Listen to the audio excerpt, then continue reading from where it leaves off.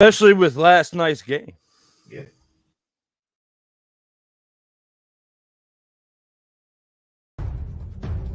The following is a presentation of Sertoba Media and Comey Media Incorporated.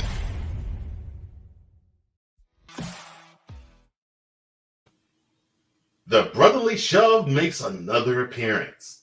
That and more on Total Football Talk.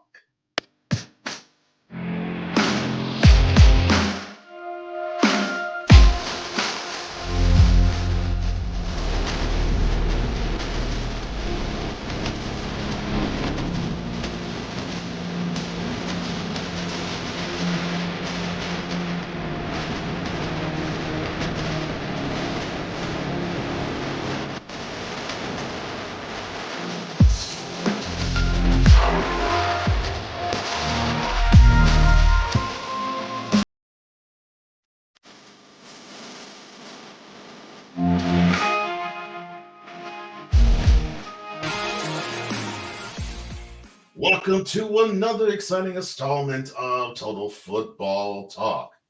Football talk on the gridiron the way you like it and the way you deserve it. I am one half of this team, one half of the show, Cole Johnson, aka Mad Scientist and the EP Extraordinaire. I'm joined always on this show by the other co-host of this program, Mr. Commander's Gridiron Reporter himself, D. Willie, or Drew Willingham. How you doing, my man? Feeling great today, bro. Thank you, as always, for the great intro and looking forward to another great episode with you. We got some great things on this slate for this episode. Oh, yes, we do. Yes, we do. And let's get to it right now. Opening drive. All right, let's go. We got trips, right? At 42, 989. On two. Ready? Break. So before we get the festivities started, of course, we had 6 teams that this past week were on bye. So the Bengals, the Cowboys, the Titans, the Jets, the Panthers, and the Texans. Again, the Bengals, Cowboys, Titans, Jets, Panthers, and Texans were on byes in week 7. So if you don't hear those teams, you know why. That's if you don't follow the sport. But of course, for those who do, here's a review. And here is Thursday night's game between the Jaguars and the Saints.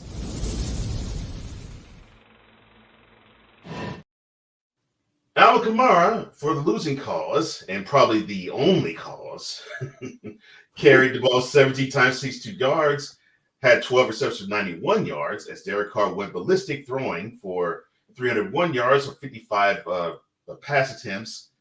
He threw a touchdown, threw a pick. And basically, the Jaguars were nondescript in how they went about business, but they still won 31-24. They put up their mark to 5-2. Your thoughts, sir? I mean, unfortunately, that one interception by Derek Carr seems to be the turning point in the game, with it being a one-possession game. That's usually the biggest thing I jump to. But the Jaguars, for scoring 31 points in this contest, definitely they're putting up the numbers right now.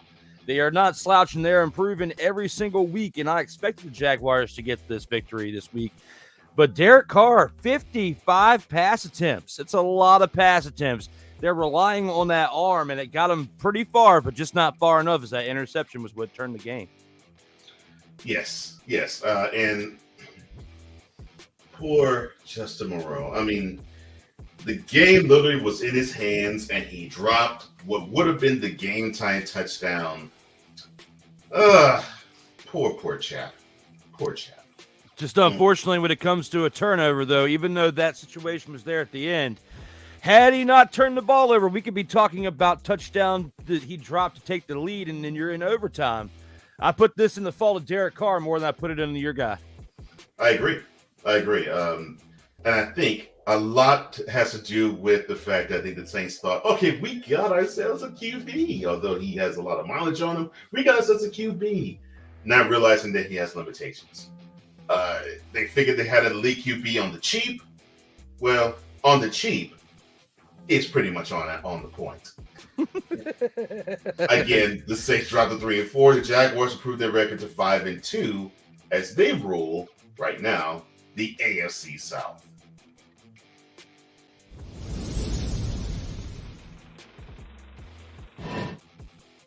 Turn our attention to the early Sunday games.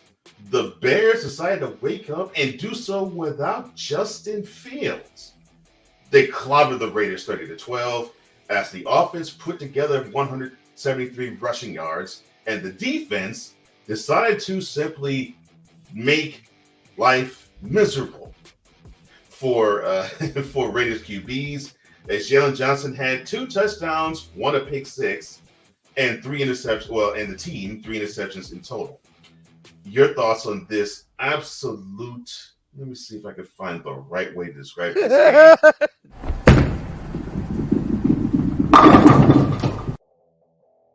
Great timing. I love it. When it comes to this game right here, it was definitely, in my opinion, the worst game of the weekend. If you're a fan of either one of these two teams and you put yourself through the entire game of this entire just mind-blowing experience because of how bad the Raiders are right now. You know, those chants at the beginning of the season to Mark Davis to fire the man who loves to wear a visor. We'll just say he's not even good enough for me to say his name right now, but we know his name. But he wants to copy the old school hoodie and wear the visor. You are not good enough to wear the visor, even as a head coach there, JM. I'm going to just say that. But Brian Hoyer, as your starting quarterback, he is definitely aged out of that backup position. I feel like this is his last year in the NFL, especially when you see 129 yards on 32 pass attempts and 2 interceptions, and he completed only half of those. You know, it was 17, just barely over half. That is pathetic. The Raiders deserve to lose this game, and you lose to Tyler Badgett, who has 29 pass attempts. He did complete 20 of them, but only for 162 yards and 1 touchdown. And they even found a play to get Nathan Peterman in there. Yeah, that's why the Raiders should be ashamed of themselves. You actually had Nathan Peterman contribute in a football game. Goodness gracious. The Raiders dropped to 3-4. The Bears improved to 2-5. Oh my gosh. Again, it was literally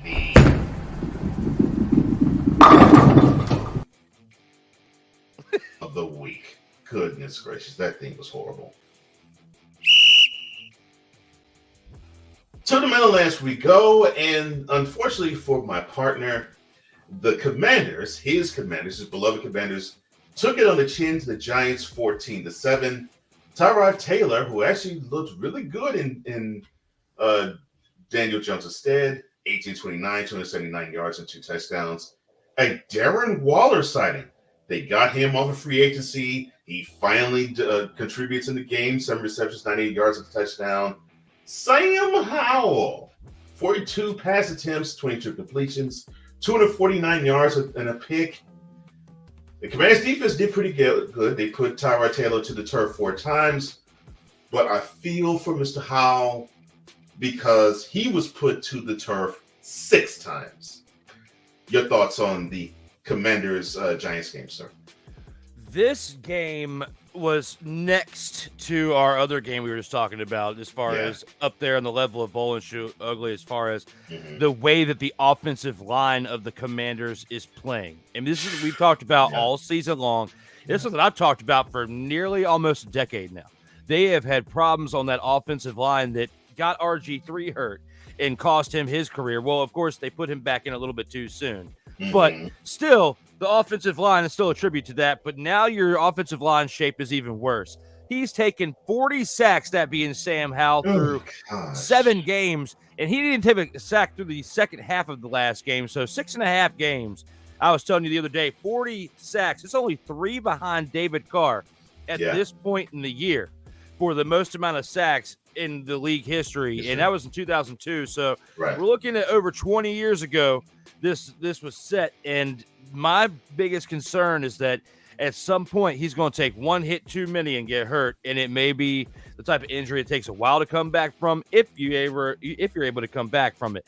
This game right here, the first half was really ugly for the Commanders as they went into halftime 14-0.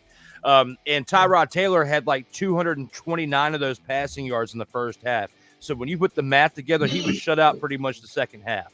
So the defense was slacking up the first half, that being for the Commanders. They really stepped it up and kept this game from getting out of hand. But when I think about everything, you can't just not show up in the first half, that being the offense and the defense pretty much, or at least the defense kept it within the 2 possessions. But you still cannot slack off the first half and expect to really turn the Jets on the second half and be able to come back, because the Giants were able to stop you in some key moments in that second half that they could have easily given the game up. But had you not done what you did in the first half, you wouldn't have been in this position in the first place against a 1-5 team that should be 1-6, but they ended the prophecy, and here we are on Tuesday morning talking about the prophecy ending when it comes to the New York Giants. However, celebrate like it's the Super Bowl right now, because I was right about the first 6 weeks, and you may win again this week. Then you're going to finish the year off a lot worse, I feel like, than you did to start the season, or very similar, maybe slightly better. But you're still playing like a bunch of dumpster Pelicans. Do not get excited out there, New York Giants fans. Oh, Lord, he actually said that. That's cold. That's cold.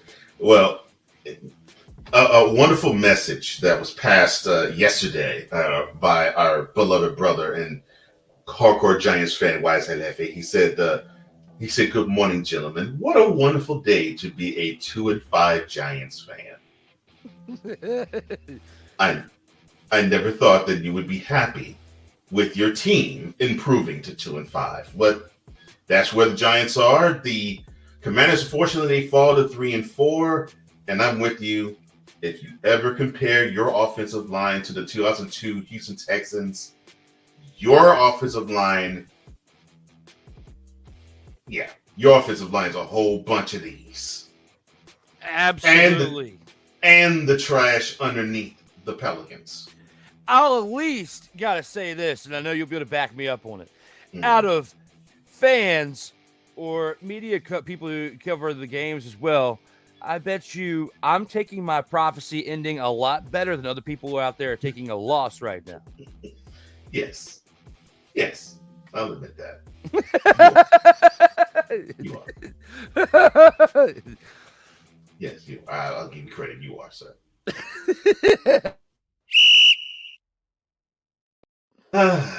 To the sunny beaches of the western Gulf Coast of Florida and Tampa, where the Buccaneers and the Falcons played, and Younghoe Koo, with his leg once again, with no time remaining, brought the Falcons a 16-13 victory. Desmond Ridder, for the winning cause, probably having his best game as a pro, 19-25 and 250 yards, a rushing touchdown. Unfortunately, he did 3 times. The Falcons offense also gave you 156 rushing yards. Mike Evans, for the losing cause, 6 receptions for 82 yards and a touchdown.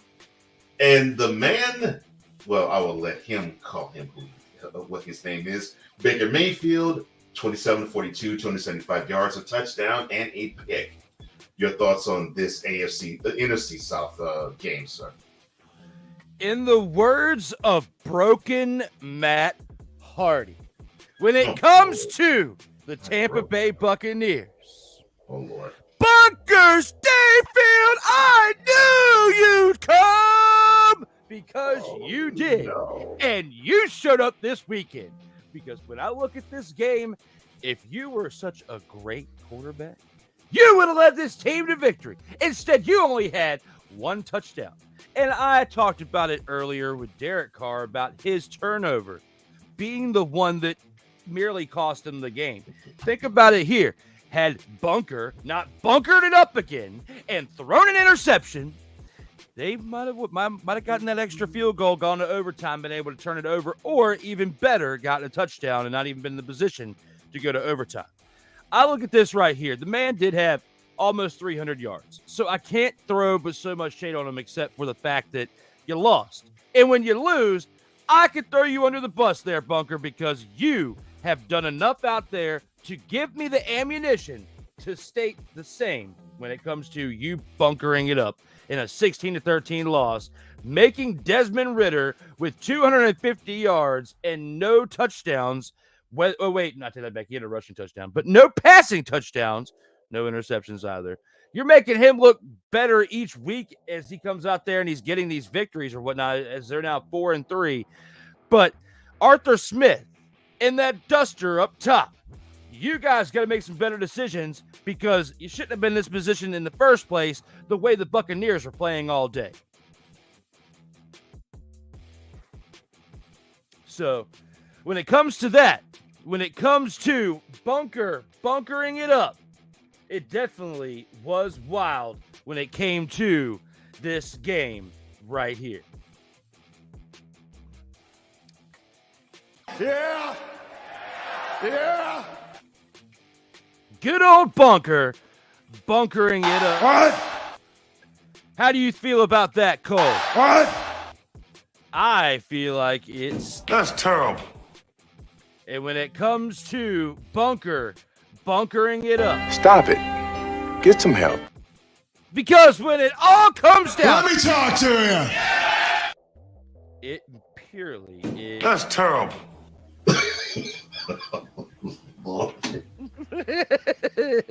I saw Eli Drake / LA Knight on the screen. I thought you was about to launch. Oh my gosh. I was like, I just saw. Let me talk to you. I'm like, oh Lord. Who's he about to roast? Oh, I'm sorry. That's right. Baker Mayfield. Well, good Lord. The Falcons improved to 4-3. The Buccaneers, they fall to 3-3. And yeah, they got both teams have to do better, but it's the NFC South. You really don't have to do much, do you?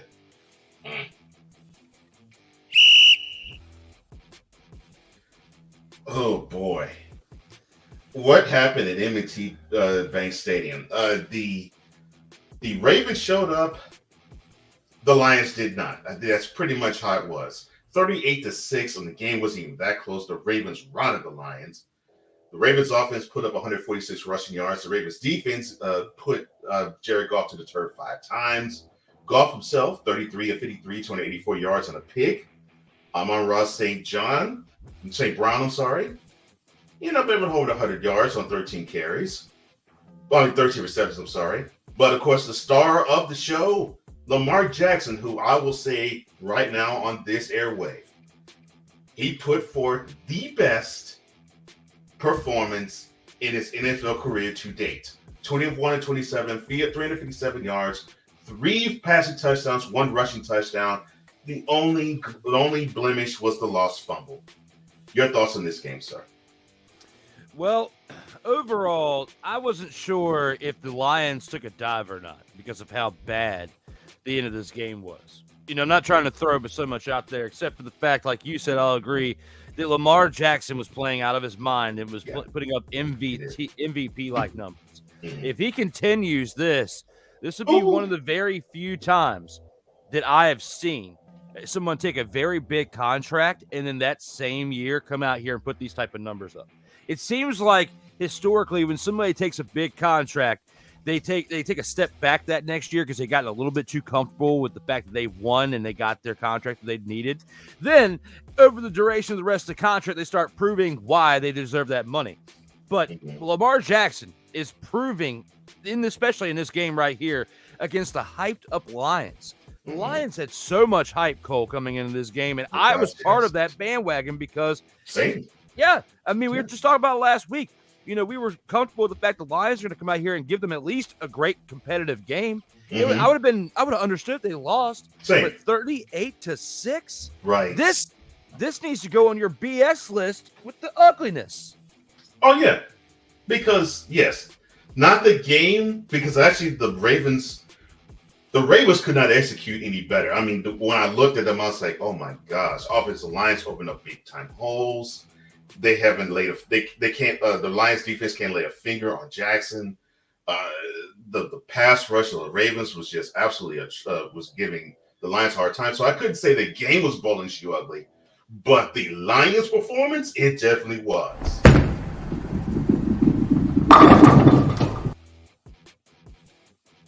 Man, Well, with that, both teams are now 5-2 as the Lions fall to 5-2 and the Ravens improve to 5-2. Wow. That actually is the end of all of the Sunday early games. And I can't even put that all on Jared Goff either. I mean, because he was spreading the ball around to his receivers. I mean, they were catching the ball. They just weren't producing because the Ravens were stepping up in the defense as well. I mean, they were containing the Lions. Even though Lamar Jackson on the offensive side was doing what he did, the defense on the Ravens side were doing just as well as Lamar was. But easily best performance of the Ravens defense too this year. If you were a Ravens fan, this was absolutely phenomenal to watch if you were a fan of that. Yeah. And I'm not a fan of the team. And I thought, wow, this is awesome. just the level of execution that the Ravens put forth on the Lions, I was like, wow, you all are making an NFL team look like a high school club right in front of my eyes. I'm like, oh my gosh. Just the execution on both sides of the ball was ridiculously beautiful. I mean, and again, not a Ravens fan, but I'll give the props where it's due. The Ravens just put on the clinic. Oh my gosh, it was beautiful. I'll take it back to an old school name you probably haven't heard in a while, but it's only a few levels back. They made them look like a Pop Warner team. And I will not argue with you one single iota because I believe they did.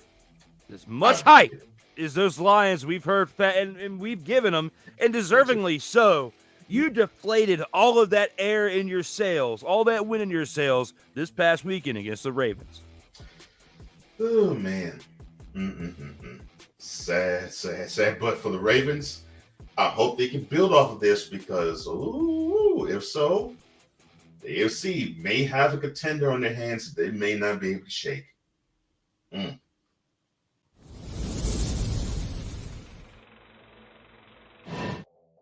Now to the late Sunday games. And speaking of the Ravens, their divisional rival, the Steelers, went to SoFi to play the Rams, and the Steelers eked out a gritty 24-17 victory. Kenny Pickett, who I'll say, talking about best performance in the NFL to date, he also Sunday had his best performance to date as an NFL quarterback. 17-25, 230 yards, no touchdowns, but no mistakes. And he spread the ball around to many different receivers. George Pickens being one of them, 5 receptions, over 100 yards, 107 to be exact. For the losing Rams, Puka Nacua, who has been probably the favorite target of Matthew Stafford, 8 receptions, 154 yards on the Rams offense. Even though in a losing cause, they did put down 131 rushing yards. Your thoughts on this game, sir? Great job, Kenny Pickett. Great job for showing up, because I've thrown so much shade on this kid for now 2 seasons, 2 non-electrifying seasons out of Kenny Pickett, okay? So when I look at this game and I look at the statistic, for you to throw 230 yards, how about this? For you to throw over 200 yards and not have an interception, I give you the clap right there, and the good version of the clap right there, Kenny Pickett. Okay?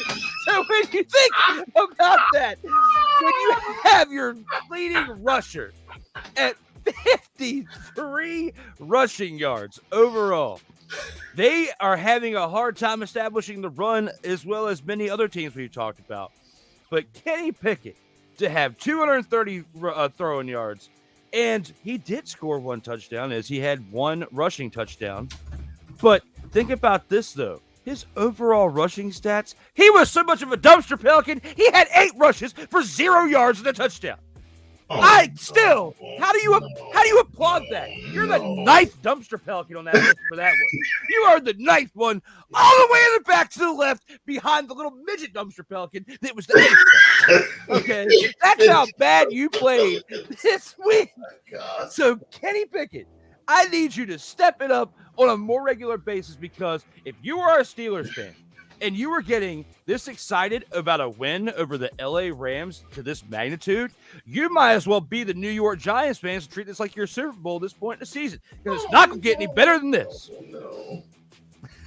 Oh, my gosh. I'll give you the clap, the good version. Oh, Lord. Only you would say that. Oh, my gosh. The Rams dropped to 3-4. The Steelers improved to 4-2, coming off of a bye. Actually, probably the strongest performance on offense for sure. And shout out to TJ Watt, pick in the game. And he's still causing havoc. Dude is going to be one of the front runners for Defense Player of the Year, and he keeps stacking up the resume to give you that understanding. Again, the Steelers improved to 4-2. The Rams dropped to 3-4 in the 2023 season. To Lumen Stadium or Field, what used to be known as CenturyLink Field, as the Seahawks entertained, and I do literally mean entertained, the Cardinals, because they actually showed the Cardinals that they can be an NFL team before dispensing them and kicking them out of the stadium 20-10. Geno Smith, 18-24, 219 yards, 2 touchdowns and a pick. Kenneth Walker coming back, and Kenneth Walker the third, coming back of a performance. 26 carries, 105 yards on the ground. And the defense for the Seahawks, 4 sacks of Joshua Dobbs. Your thoughts on this game, sir? Oh, you're right when it comes to entertaining the Cardinals, as it seemed like the Seahawks were babysitting them like they were their daddies or something. Because when it comes to this game, the Seahawks winning 20-10, it's not a huge defeat. No. When you think about the fact that the Cardinals are definitely at the point where they are showcasing the need for Kyler Murray. They need him to come back, except for you don't want to push the envelope too soon, because usually that type of injury takes a full year to recover from. And that's true. They just got owned out there on that field, as Joshua Dobbs had 19 throwing attempts for 19 completions for 33 attempts on 146 yards. That's not going to be enough to get it done against any NFL team. I feel like the type of work that they were doing the first few games of the year, where they were staying really in these games and keeping things really close, it's starting to fizzle out now if they don't get things together and start turning it around offensively, because defensively they're not terrible. I mean, they're only, giving up about 20 points a game. And if your offense is pretty decent, can score 2 to 3, touchdowns and convert on these possessions, you won't really have anything to worry about in that case. Except for now that you got your quarterback in there who came off the street a few weeks before the season started, and you don't have your franchise quarterback due to injury. So when I put all this together, you're lucky you're in the games as much as you are with the type of play you're getting throughout some big positions on this team. And the fact that Joshua Dobbs, very short amount of time with the team, has done the things he's done. He just didn't have quite enough to get it done this past week. Yeah, that is true. That is true. But shout out to the Seahawks for victory. They improved to 4-2. The Birds fall to 1-6.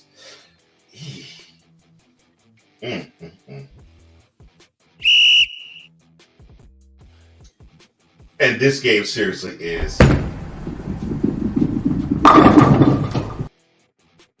Caleb Williams sweepstakes. Not as bad as the Bears Raiders, but the Broncos Packers, it might be for the Caleb Williams sweepstakes. The Broncos did pull it out 19-17 over the Packers. Russell Wilson, who I believe is in his last year as a Bronco, 2029, 194 yards at the touchdown, and actually a good performance from him, although not great, but good enough. The defense of the Broncos gave you 145 rushing yards. For the losing cause, Jordan Love, 21-31 for 180 yards, 2 touchdowns, 1 pick. And the offense gave them 137 rushing yards. But this game was just, your thoughts, sir? If you needed a great nap in that afternoon, this was a great game to watch. After, it's a 4 o'clock game, so dinner time's around there. It's a great game to eat your dinner and then take a nice old nap afterwards, because when you look at how this game was played overall, you look at Jordan Love, 180 yards, 2 touchdowns, interception, nothing to really get excited about. And Russell Wilson is proving each and every week that he does not deserve that contract that he got. and that his career is more than likely over. Or unless he wants to be a career backup, which I highly doubt it after. I doubt that too. In his career, the business ventures he's got outside of the game, his famous wife that he's got as well, they've got opportunities outside the game, and there's not any point in wasting time out there potentially getting hurt or just embarrassing yourself even worse, because someone at the caliber that Russell Wilson was when he came into Denver from Seattle should not be putting up numbers like this. However, the overall team is just bad. It's not all on the quarterback, but a lot of it comes from the quarterback.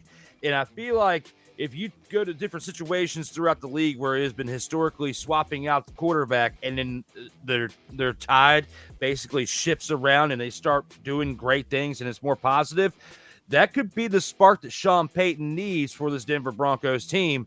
However, you don't have that spark on your team right now. There's nobody better than Russell Wilson on that roster right now, in my opinion. So you might as well get the most out of your money at this point and keep throwing him out there for the rest of this year.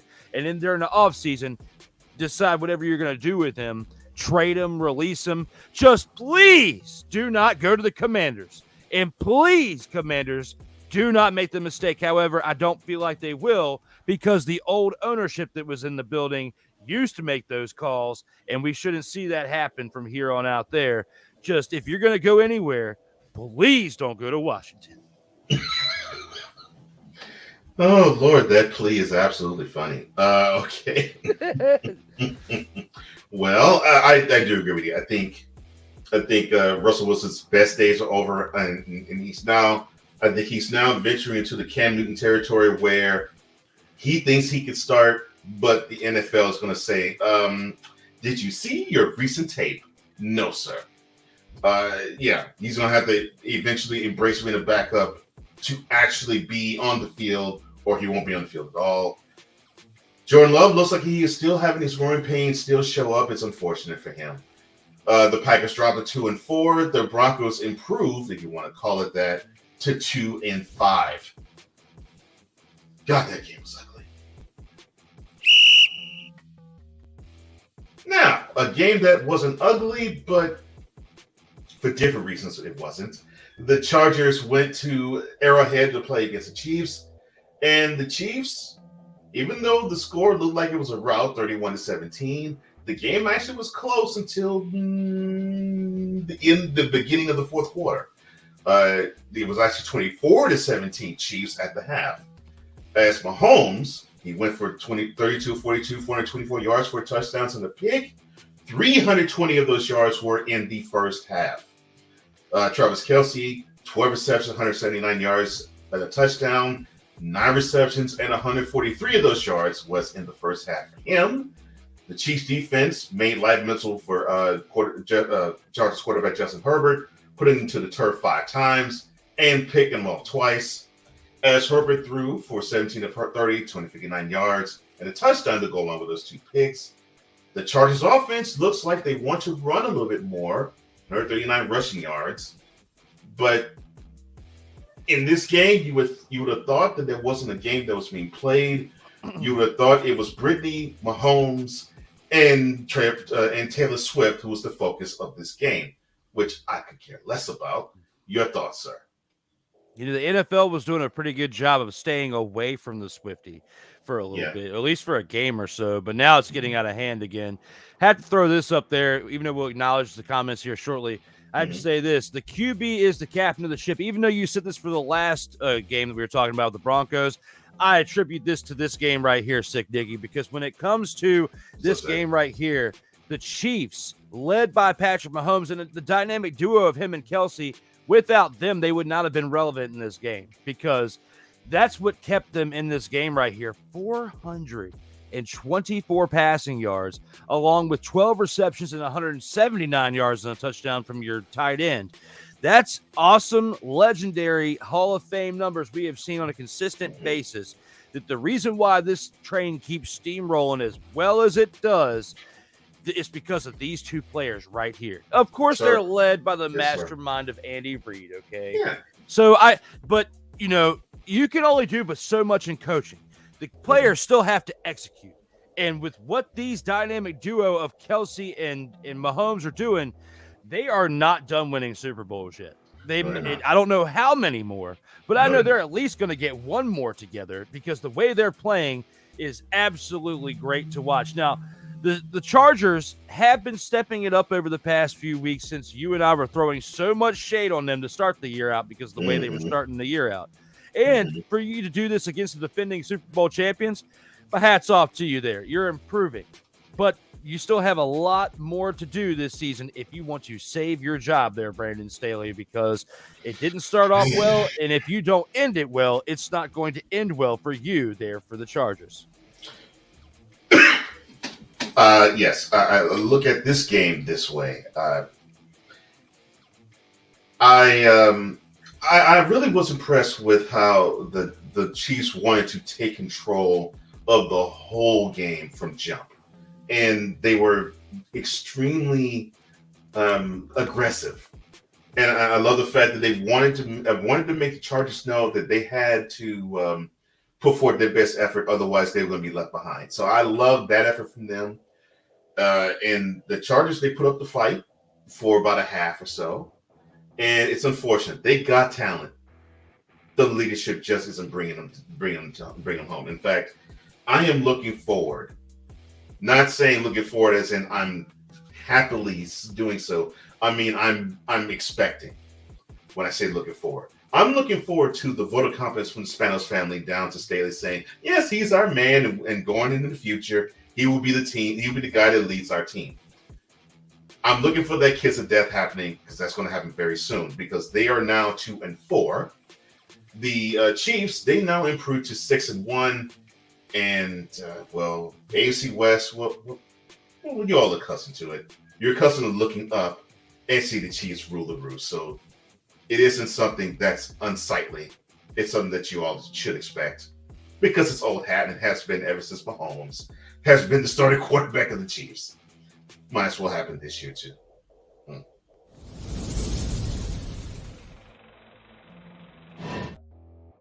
To the Sunday night affair between the Dolphins and the Eagles, and the cute play that is called the tush push, or as Phillies called it, brotherly shove.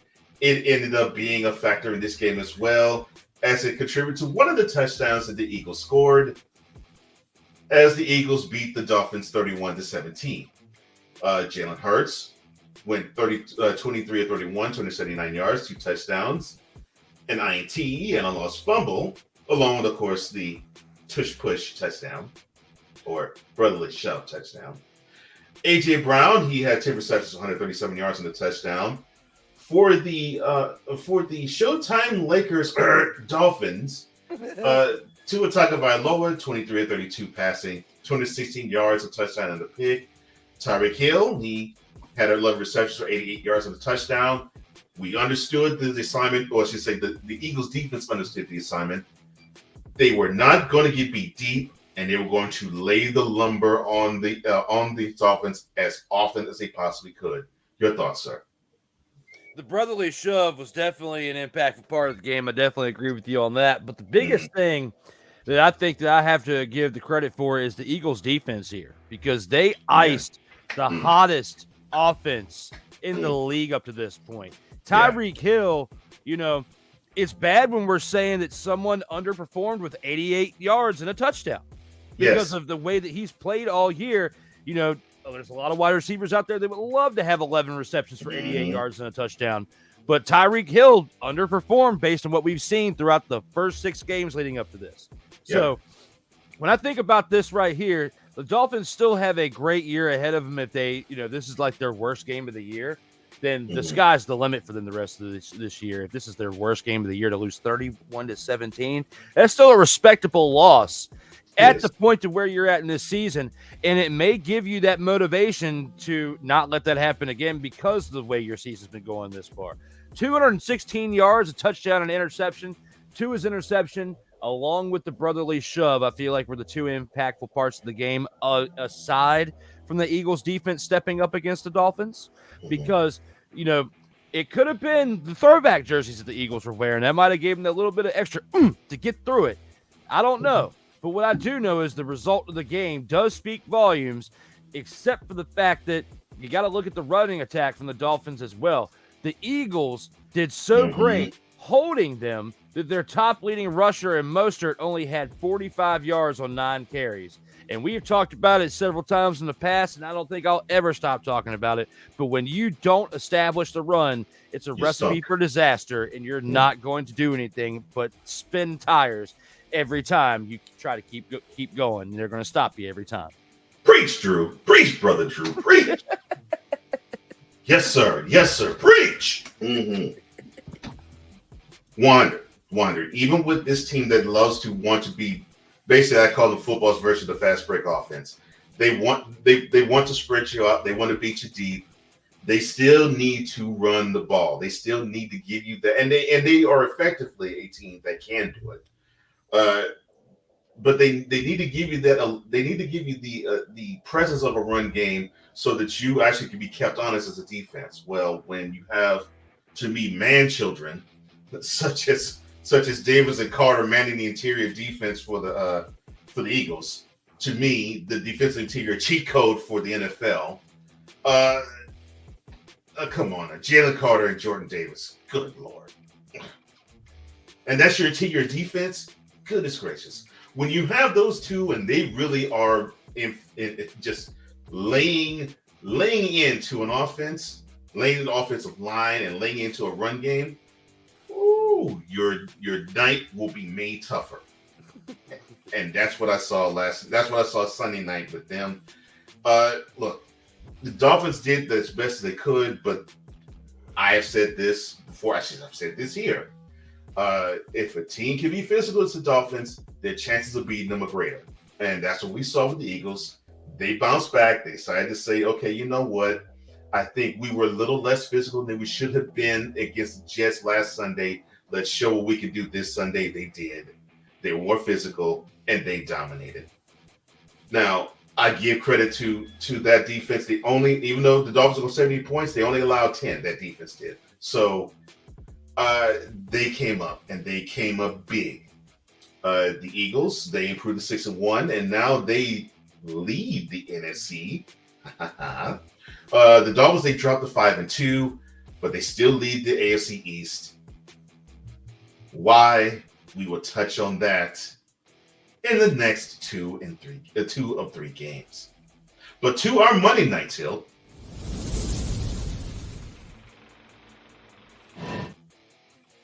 This came very close to being, well, you already know, but it wasn't. The Vikings did upset the 49ers, but it wasn't the biggest one of the weekend, 22-17. Kirk 2 Chainz Cousins, 35 of 45, 378 yards, 2 touchdowns, and a pick.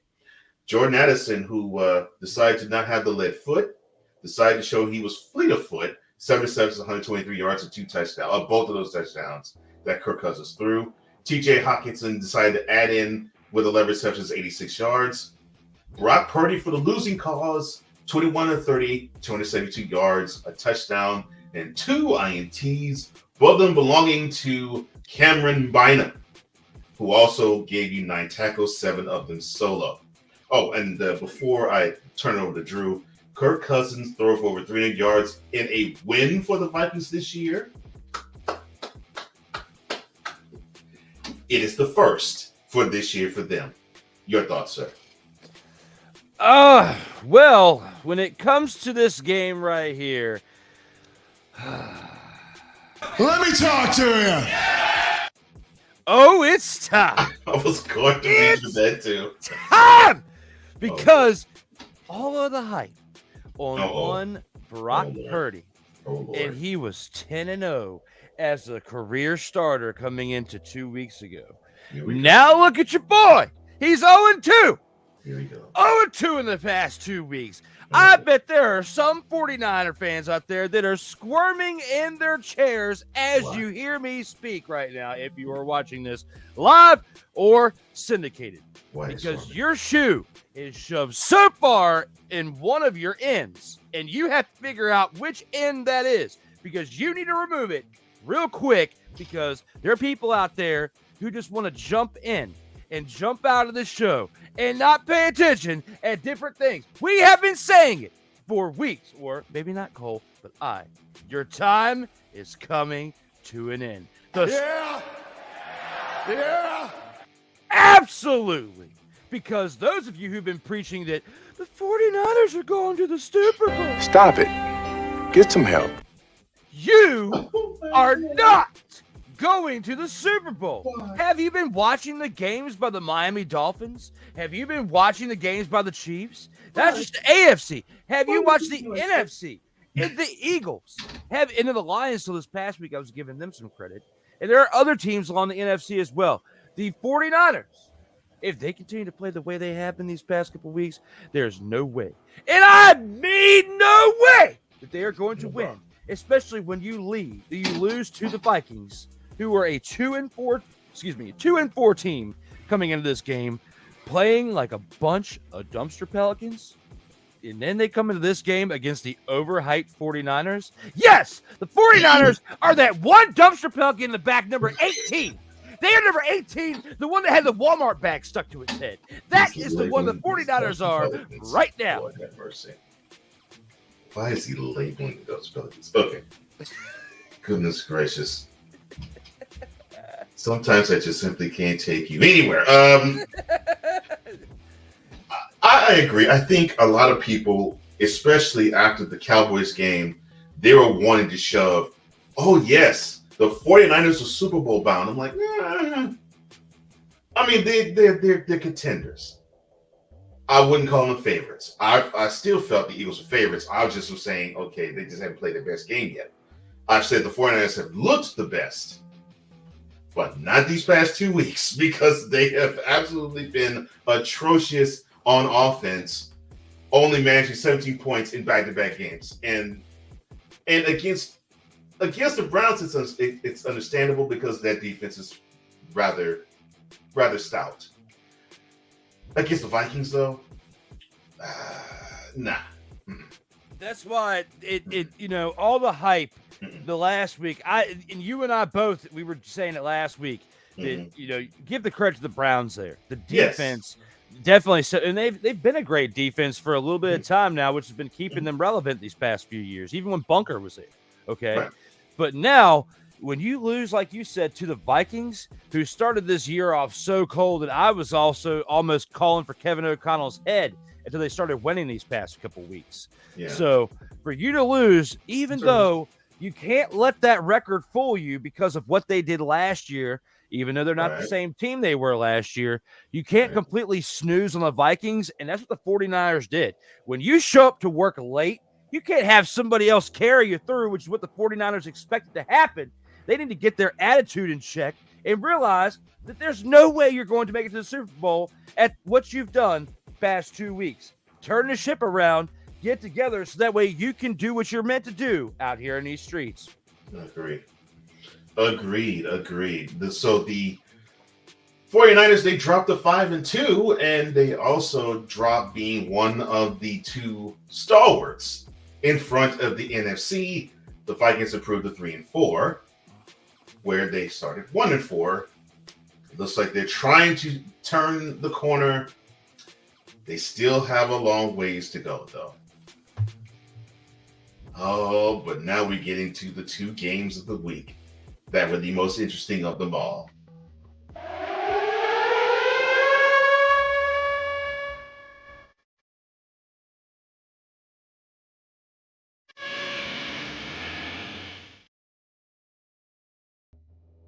The Buffalo Bills and the New England Patriots, they got together at Foxborough. A lowly team in the Patriots, they just simply haven't had it for most of this season.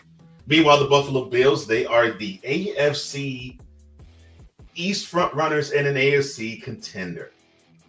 I mean, there is a possible way that the Patriots could beat the Bills. That's why they play the games. And that's why they played this one, as the Patriots beat the Bills 29-25. Mac Jones, who I couldn't believe he reverted back to his rookie season, actually looking good. 25-30, 272 yards and 2 touchdowns. For the losing effort, Josh Allen, 27 of 41, 265 yards, 2 touchdowns, a pick, and a loss. In the words of Chris Berman, wow. Why? Well, when I think about what Chef Boyard Belichick did by putting spices in his mac and cheese, you see what happened in this past week. And I have to give a little bit of credit to old Bill Belichick, because when I think about this right now, Chef Boyard Belichick definitely threw the spices he needed up in the mac and cheese to get things going, because mac and cheese has definitely been iced out, ice cold at the first part of this season. 272 passing yards, 2 touchdowns with no picks.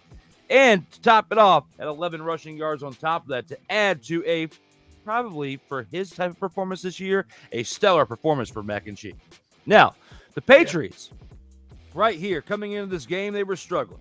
Right now, you're at 2-5. You were 1-5 coming into this game, a lot like a team we also have been talking about them playing like dumpster Pelicans lately, and that is the New York Giants. And my team let me down this past week by losing to that. Yes, probably the 6th Pelican in the back, I gotta say, is the Giants. Okay. Number 5 right now is the Patriots. And now when I look at the way that this game has gone, Josh Allen, 265 yards, 2 touchdowns, wasn't enough to get it done. But what I feel like in the games we talked about earlier on this slate, I feel like that interception that was thrown by Josh Allen definitely impacted this game, because had he not turned that ball over at that point, we won't be talking about spices and mac and cheese right now from the Patriots. Well, we wouldn't be. But since it happened, we are. And we'll touch on a little bit of old Hoodie momentarily. But the Patriots, they improved to 2-5. Goodness gracious. Meanwhile, the Buffalo Bills disappointingly dropped to 4-3, and after that 48-20 delightful victory at home against the Dolphins, they have looked pedestrian at best, especially in their win against the Giants, where they needed the referees to swallow the whistle to eke out a 14-9 victory. The Bills are going backwards. The Patriots, yeah, they're still going backwards. Goodness gracious. And now we come up onto the game of Week 7. And that game happens to be the Browns going into Indianapolis to play the Colts. The Browns offense, they rushed for 150 yards and sacked Gardner Minshew II 4 times. And speaking of Gardner Minshew II, 15 of 23, 305 yards, 2 touchdowns, a rushing touchdown, a pick, and a loss. Along with the Colts offense giving him 168 rushing yards. But Myles Garrett was the stud in this one. 9 tackles, 2 sacks, and a blocked field goal. The Browns beat the Colts controversially, 39-38. And I've heard from Colts fan, they feel as though they got cheated because of 2 penalties. One of them being pass interference, the other being illegal contact that came off of a strip sack fumble that was supposedly icing the game in the Colts' favor. Your thoughts, sir?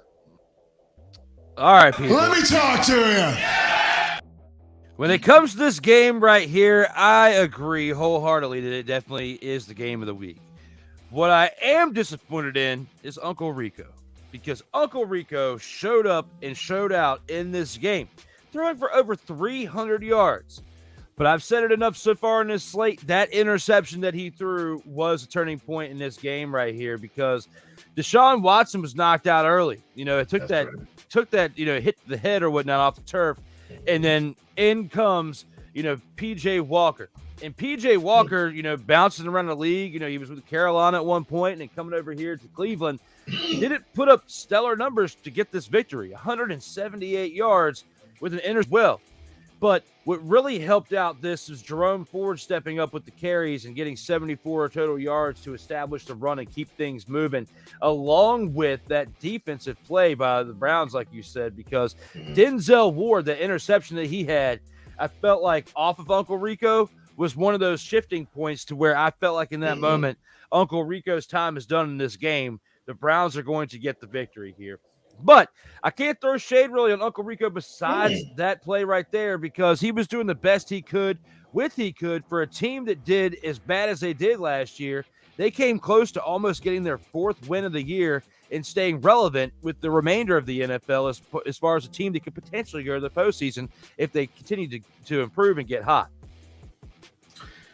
You know, I actually got a chance to see the game and as it unfolded. It was really interesting for many reasons. The most of which, the fact that the Browns actually had this victory and Deshaun Watson was held out of the game. And the reason why I say held out instead of knocked out is because it looked like he was able to get back in the game, but there was no protocol, concussion protocol that was pronounced on him. He looked like he could get around well, but no, he was stood on the bench. Interesting in thought process. I really enjoyed seeing how the game was unfolding, because I was thinking, okay, and my thought was, well, it looks like Minshew will get a win as a starter here, and I thought, okay, that's kind of cool. And then I did have the thought when I saw the strip sack fumble recovery for the Colts, which that's how Colts fans will paint it. But when it was a flag that nullified the play, my thought was, okay, this game's going to be marred because of that. But I was like, okay, I think that could be erased. The next penalty, which was the next play, I said, yes, I know now it's going to be marred, because they called pass interference, and Wilt Chamberlain couldn't catch that pass that was thrown to Donovan Peoples-Jones. Could not catch that. It was over his head. There was no way he could have caught that. Now, was he held? Yes, but it wasn't pass interference. So I was like, okay. So I know this is going to be really, really horrible. But it was a good game. Unfortunately, the Colts, they fall to 3-4. The surprisingly good, although messy, that's the best way I could put it, Browns, they improved to 4-2. Yeah, wonderful start to the season for them. Hopefully they can do good and big things. And actually, that concludes the opening drive. Stay tuned for the rest of the show as we go gridiron scoop hunting. All right, let's go. We got trips right at 42, 989 on 2. Ready?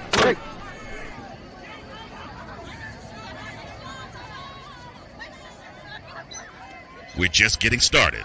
Total Football Talk will return right after this. Everything Boston. I love you morons. New Kids on the Block, New Edition. Dear whatever the law firm is. Sincerely, the U.S. Supreme Court. Ben Affleck, Matt Damon. Go yourself again, Jason.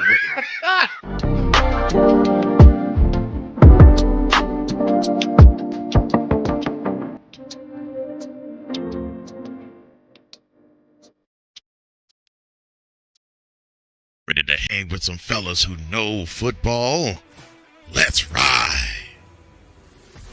LC Muscles 28. I think they're the most overrated defense in the league. Steel Sermon. We did not trail for a single second. Tiny Tim. McCarthy is a bonehead. A Pistol 90. I'm going with my boys. Fins up, baby. Get ready for the Four Horsemen of Pick'ems. Every Wednesday night at 10 p.m. Eastern, 9 p.m. Central on YouTube.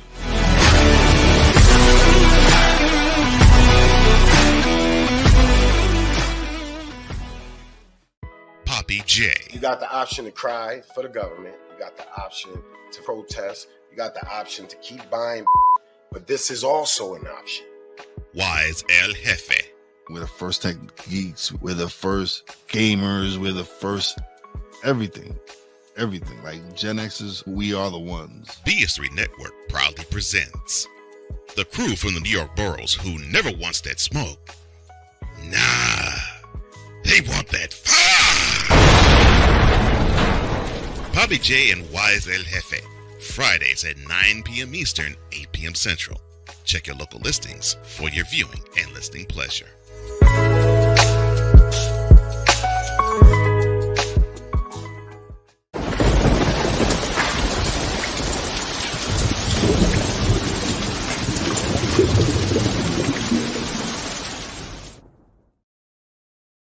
Welcome back to Total Football Talk. I am Cole Johnson. I'll be joined momentarily by my co-host Drew Willingham in a moment.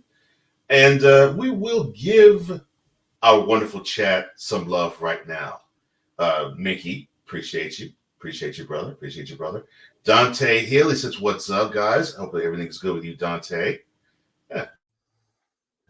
Now we are rejoined by Mr. Drew Willingham. Thank you, Mickey, for sharing the show, and I'm glad you liked it as well. We like you here. Appreciate that. Oh, let me see. Sig, of course, is here. Sig Diggy joining us all the way from Norway. We appreciate you, brother. Of course, we addressed the QB as the captain of the ship in the early in the segment, early in the show. Sig, of course, he's wanting to actually give you ads, but I'll do the ad in a minute. VLock83 or Victor Lock or Vicalock says early edition of Total Football Talk. We will get to that as to why it is early at the end of the show. But yes, this is actually going to be a more recurring theme, as it's going to be a permanent one. And Vic, if you're on a time crunch, if you go back to last week's episode and watch the very end, we definitely explained it there too. But we'll tell you again at the end of this show. Yeah. He also says, the big game hunter or dumpster pelican says, say true. He already gave me my greeting this morning. And here's Sick with his ad. This rant by Drew Willingham is brought to you by Peanut Butter and Jealous, brand new Halloween line, including Jack-o'-lantern marmalade, Bloody Slash strawberry, Ocean Deep blueberry, and Darkness blackberry. Oh, also coming is the spooky forest berries. And sleazeball meaty subs. Don't beat the meat. Don't toss the salad. Just enjoy the sub. Only you, Sick.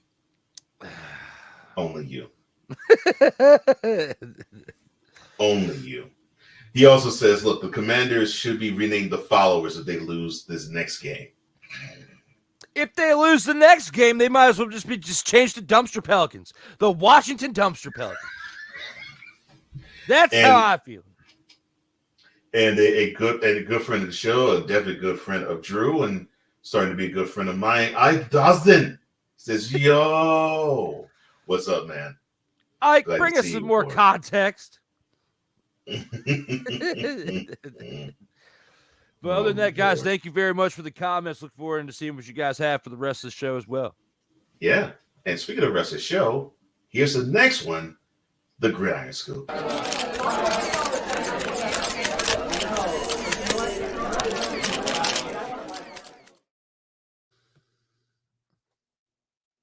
I do say was a big part of the Titans defense for a few years. He now has been traded. And one of the best defensive performances of the season with the Eagles on Sunday, they may have added another piece to that vaunted squad.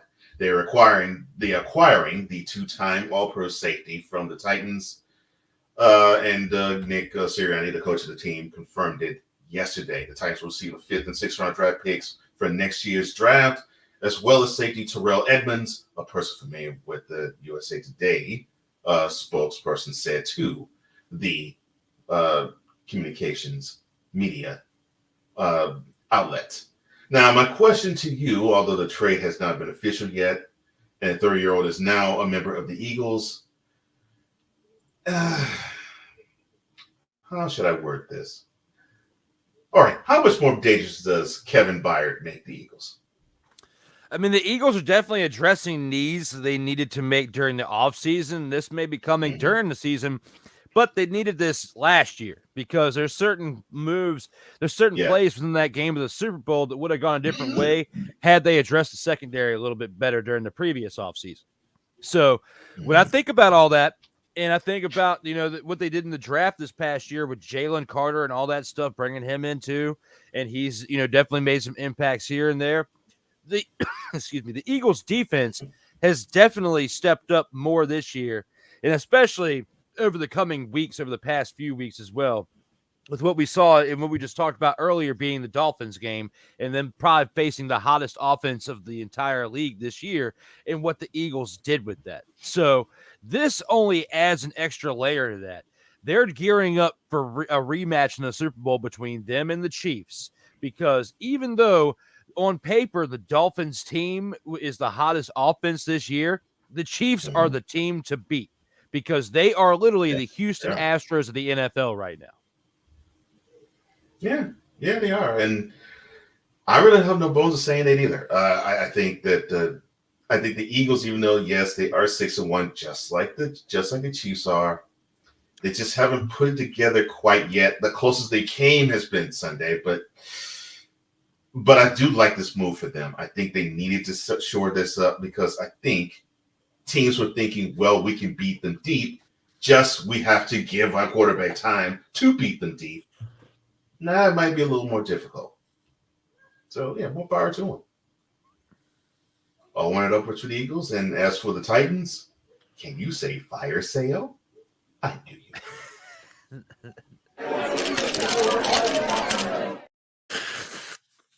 We all know that it has been well, let me do this Total Football Talk way. Now, we all know it has been a dumpster pelican fest for the Patriots. We all know this. It's been a horrible season for them, especially for the head coach / general manager of the Patriots, Bill Belichick. But the 29-25 victory that we talked about to almost end opening drive, it was the 300th in the regular season victory-wise for the Hoodie. Now, the Patriots, of course, were the underdogs of this matchup against the Bills, and rightfully so, but they snapped the 3-game losing streak with the win. It also snaps a 3-game losing streak against the Bills, too. Now, Belichick, in light of the victory, he had this to say about the honor. Quote, I mean, it's great. I'm really more focused on our team than this year. We'll worry about that later. Thank you. Close quote. Now, my question to you. Will this win save Bill Belichick's job as a head coach? I know it won't save it as a general manager, but will it save his head coaching job?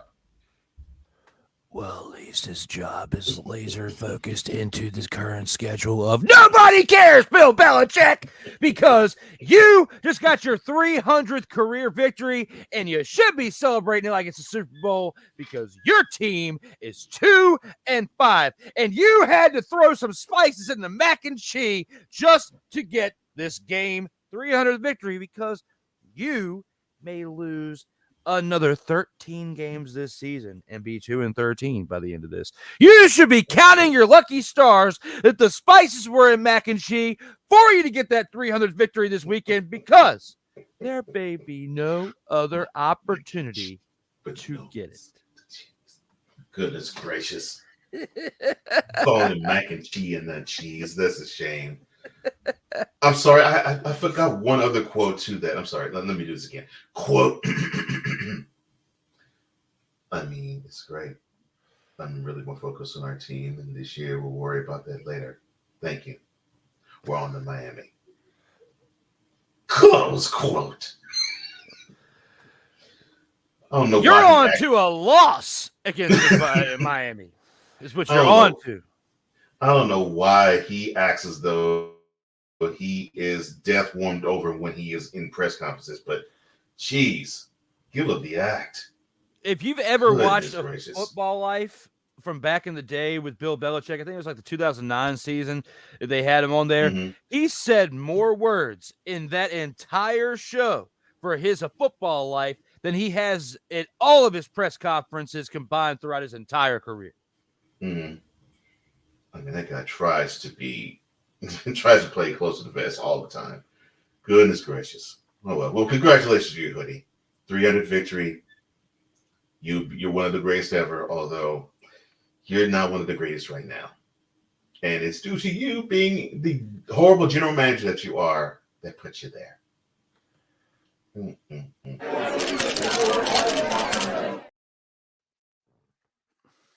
Andy Reid, as a fan of the Travis Kelce, Taylor Swift romance, the Chiefs coach said in a post-game press conference, quote, Taylor can stay around all she wants. Oh, and Kelce keeps getting better with time. Close quote. Now, of course, that was said in the 31-17 victory over the Chargers this past Sunday. Swift took in all the sights in Arrowhead as she once again attended the game. She made now her fourth appearance at the Chiefs game, and it was complete with some guffaws, some slaps of hands, and a celebratory handshake with Brittany Mahomes after the Patrick Mahomes touchdown pass in the second quarter. Now, my question to you, sir. Why is today NFL fans so bent out of shape because these TV networks gratuitously show Taylor Swift? Because they're jealous. Because they're jealous because they want to be Travis Kelce. They're tired of seeing Taylor Swift up there with the secret handshakes and, with everything that is on the inside club of the Kansas City Chiefs. But if I were Andy Reid, I'd be encouraging this too, because unless it's a distraction and he's not playing well, we've seen the exact opposite.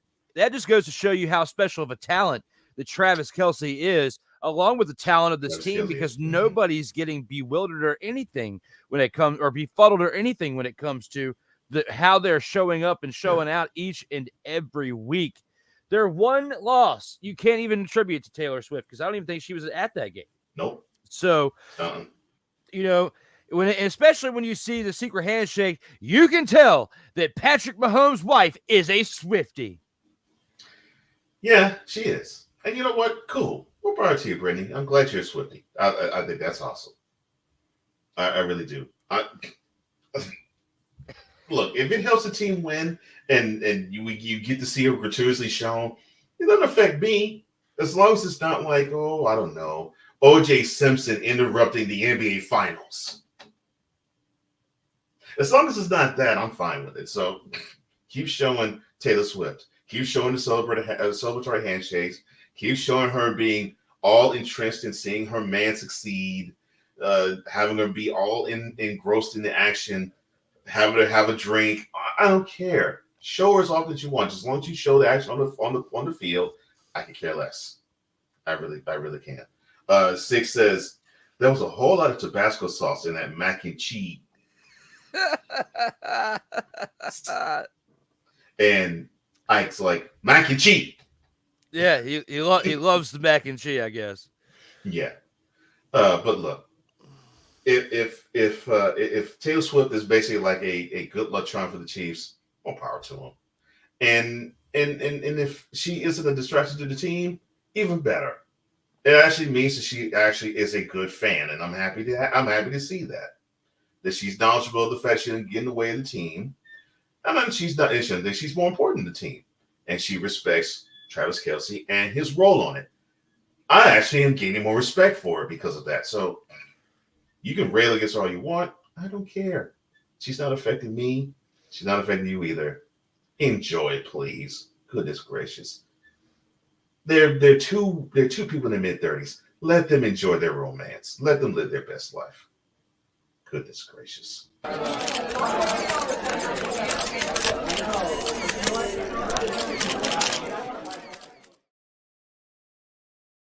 Total Football Talk.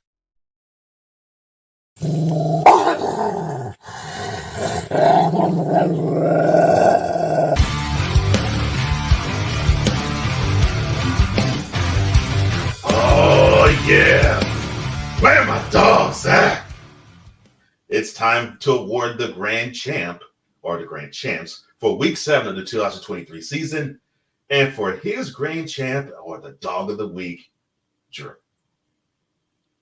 It's a tough one for me this week because there are many players that showed up. I mean, you look at Kirk Cousins and what he did against the 49ers. That's one person that did the same right there. Yeah. You got Mahomes with 424 yards and 4 touchdowns. Russell Wilson, is hard to even say it. He stepped up by helping lead this team to a victory, but I can't give it to him because he had under 200 yards. Kenny Pickett, of all people, is a part of my list here. But the person that I have to give my dog of the week to is someone that we were giving so much praise to earlier, and that is Lamar Jackson. Lamar Jackson in his MVP-like numbers this past weekend. I mean, the man threw for over 300 yards, 357 yards for exact, was 21 out of 27 attempts, only had 6 incomplete passes. And he had 3 passing touchdowns along with a rushing touchdown. Now, he did have a lost fumble, but it didn't affect the game to where they lost the game. Had he lost the game, then I wouldn't be giving him the dog of the week this week, even with those greatest stats, because if the lost fumble or multiple fumbles would have cost him the game, which in this case it didn't, because you look at who they played, and when it came to this game right here, it definitely looked like the Lions took a bite out of dumpster Pelican cereal, because it definitely affected their afternoon that day. So when it comes to my dog of the week, I give it to Lamar Jackson. Very good choice. Very good choice. And he would have been one of mine. And I cannot hate on that at all. Yeah, I love that. Well, my dog of the week is Taylor Swift. Why? Zig Diggy says, I got 2 words for that. Who cares? Exactly. No. Although I do appreciate her and I have respect for her. No. She didn't play in the field, so I can't award it to her. Look, the AFC North looks like it's going to be a race now. It just has that look now. And the Bengals, who are the worst team of them, they actually can still compete for the division crown. You have the Steelers, who are 4-2. You have the Ravens, who are 5-2. You have the Browns, who are 4-2. And that is where I'm going to go with my dog of the week. Mr. Myles Garrett, you deserve this honor, my friend. 9 tackles, 2 sacks, a strip fumble sack, and a blocked field goal. I mean, it is because of you the Browns won that game in Indy. And I've been talking about this with my friends. We can rave about what many have done on the offensive end, and there's some really good offensive performers. Heck, I mean, Drew just mentioned one of them. But this year on defense, we have talked about Myles Garrett, and I'm not talking about here on Total Football, so I'm talking about my friends. We have talked endlessly about Myles Garrett, and then he goes out and has this game. My friend, I'm glad that you now put it together, because you are the unquestioned leader of the Browns now, and now they're taking their cues after you, my friend. Congratulations, brother. You deserve this honor. You are a straight up dog, and you are a grand champ, my friend. Take that bow, brother. And we'll be right back with featured attractions. Coming up next, the featured attractions. This is Total Football Talk. Comey Media Incorporated, creating content magic in the real world. Yeah. But hey, that was last year. And what did he was out. Right. And now he's in. But he's been out for an entire year. It's not, you can't think he's going to make the same impact that he did before he was suspended. I'm telling you, he won't have to. What? See how I'm going to keep his phone down and not make bets? Come on, man.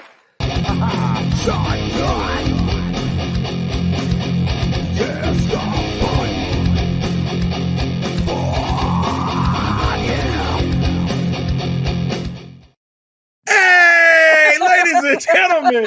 Hey, look. Hey, stop playing games. Y'all already know. Go ahead and toss him some Willie Bucks. Ain't nobody playing around. Hey, $ D Willie 87. Go ahead and hit him up on the Cash App and go ahead and give him some Willie Bucks. Look at Drew looking stoic, ladies and gentlemen. Stoic on that $10 bill. So go ahead, slide my man over some Willie Bucks, and we good. That's all I'm saying. We good. Slide some Willie Bucks. Sertoba Media, where the struggle is real to be awesome. If you're looking for a sports program that gives you the flavor. Washington Commanders? Really? This whole thing stinks to high heaven. That pulls no punches. Thuggish act by a thuggish actor. That gives you some humor. Praise everything LeBron does and never criticize it. If you want a show that gives you good times, then this is that show. BS3 Network proudly presents. I am Cole Johnson, and welcome to Cole Sports with a Z. Every Friday on Patreon and every Saturday on YouTube, Spreaker, and all other outlets.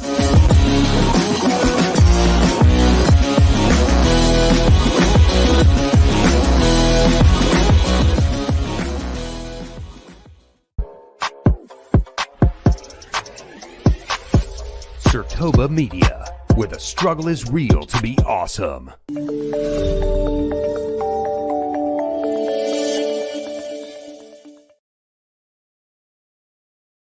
Welcome back to Total Football Talk. We'll be joined momentarily by Drew Willingham. I am Cole Johnson.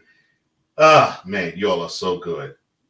It is good to see our brother, Snowman. What's up, brother? I hope everything is good with you. I hope everything is wonderful in your world. It is a great Tuesday. Glad to have you all here. As I said, my co-host has joined me now. And join me right on time, because now it is time for this.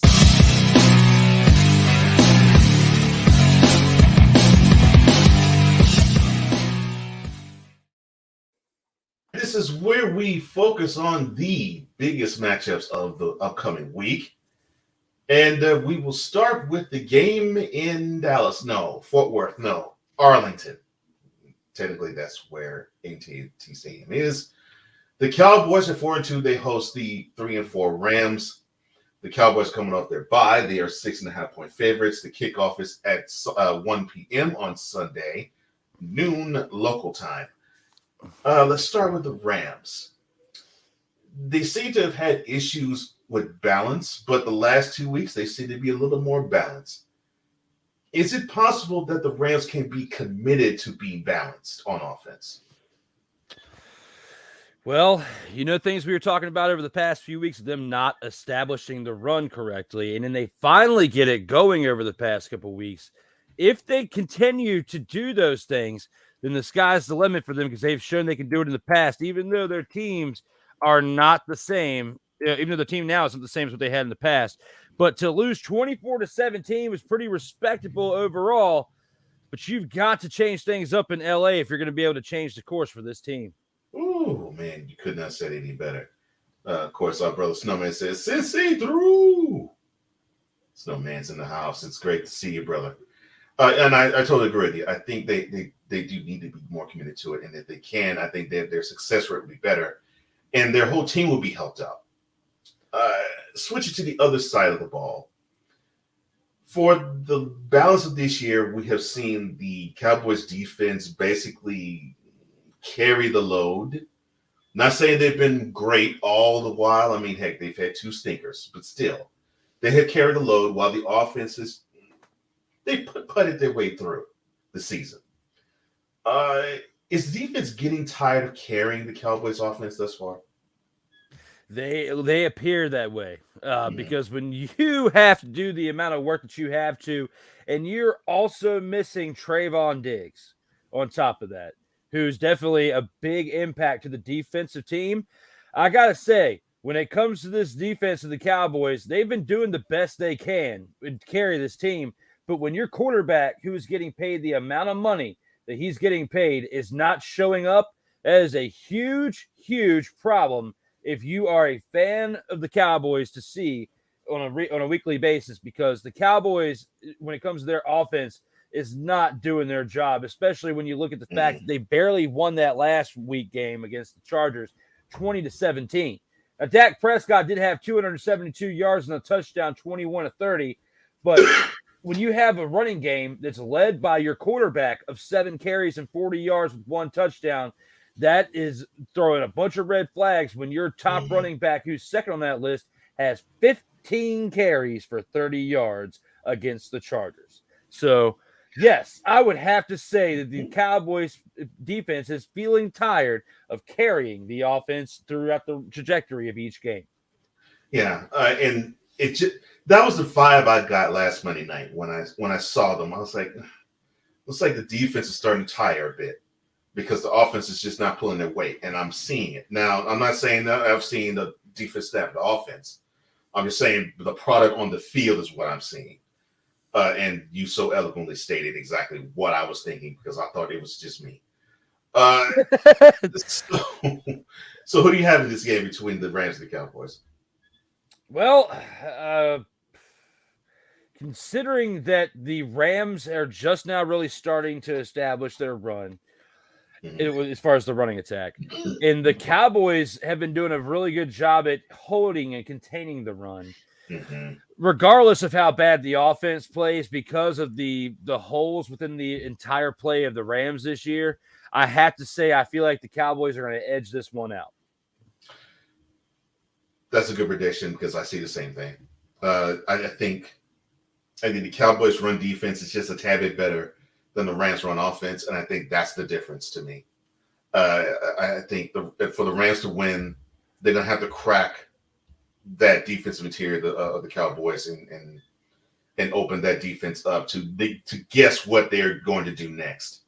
And I don't think that run offense is good enough to do that. So I also go with the Cowboys too. Another Sunday 1 p.m. kickoff. This game is between the Saints at 3-4 against the Colts at 3-4.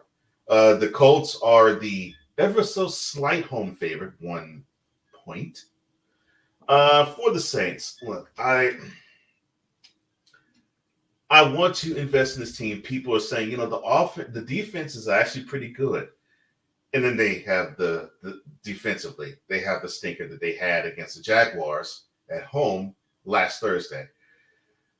The offense just hasn't gotten on track. Now, you can say, well, they did put up 34 points against the Patriots.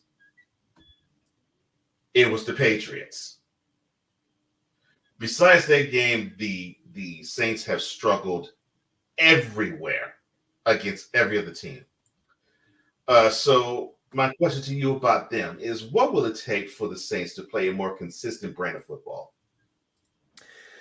I feel like they need to find a better way. I mean, I've been mixing this in with a lot of teams, but their running game is not working well in New Orleans either. When you've got Derek Carr throwing 55 passing attempts in the past game, way too many throws. You got to spread it out a little bit, because at least try to take 10 throws out of his hand for the next game, and give those plays to the running backs, because if you're not trying out there to mix it up, they're going to be able to pick it up, which is why he only completed 31 of 55 passes. So that's way too many pass attempts with not enough completions to garner those pass attempts. Now, if you were like 48 of 55 or something like that, I would say okay. Different. That's different. Because but how often do we see somebody complete 48 of 55? I've seen people complete like the one, I can't remember who did it, but somebody did 41 of 44. It was a long time ago. I can't remember who it was. But 41 of 44 is what was stuck in my head at one point. But yeah, 55 pass attempts is usually a recipe for disaster. In New Orleans, they got to find a way to switch some things up and get a little less predictable when it comes to their play call. I agree. I think a lot of people know what they're doing. Now, what might help them is Alvin Kamara coming back and basically having be Mr. Everything, but only he could do, but only so much. And you can only go to Chris Olave only, but so much too. So yeah, they got to spread it out. And it's almost the same. It's almost the same tales as the Cowboys. I think the Saints defense is starting to tire of carrying the load and the weight of the offense not being on the same page. Now switching to the other side, look, I love the Colts fight. I think this team is scrappy. We saw that in the L they took Sunday to the Browns. They're scrappy. If they're in it, they feel as though they can win it, and I love that about them. However, that L that he did take against the Browns, that's one of those types of losses that could be debilitating and could deflate a team for the rest of the season. Can the Colts bounce back from the end of that game against the Browns going into this Sunday's game against the Saints? It's going to be interesting if they can, because, I mean, it wasn't like they got slaughtered. They only lost by a point. I feel like, if anything, those type of games kind of uplift you more than beat you down. So I feel like they have a chance to bounce back in this game against the Saints because they're playing equal competition as far as the record.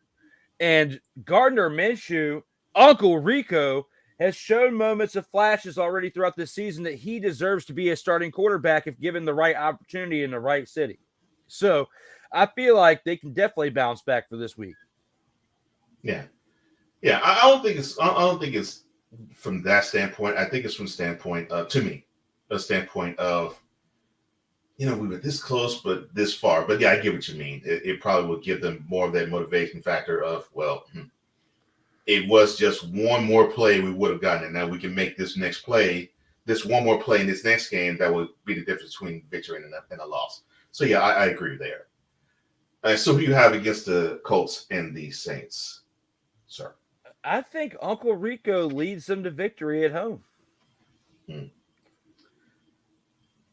Yeah, the Saints they just leave me unimpressed at times, and they're unimpressive. To me, this team defensively can hang with the Colts, and I think they can beat them. I just don't see it in this game because I think the Colts. I think the Colts just have too much fight for the Saints to conquer. So I also pick the Colts too. Now, rooting for the Saints, but I'll pick the Colts. And Lissette and all. And another Sunday 1 p.m. kick. This one between the 5-2 Jaguars and the 4-2 Steelers. They're going to be in Acrisure Stadium. Yes, I know it used to be called Heinz Field, but it's now called Acrisure Stadium because Heinz didn't pay the bill. Jaguars are the road favorites by 2. Again, kickoff is at 1 p.m. on Sunday. For the Jags, ever since their road trip to London, they seem to have gotten going after the losses they took to the Chiefs and the Texans. It looks like that they have turned the corner. It looks like they have. Is it possible for the Jaguars? Is it possible that we're seeing the Jaguars building off of their 3-game winning streak? I would think so. I mean, they definitely seemed improved, and especially with the way they got the win this past weekend. So I definitely feel like it's possible for them to build off of it, especially when you're playing a lackluster team like the Steelers. Yeah. And I think the Jags could give the Steelers defense trouble with how they are if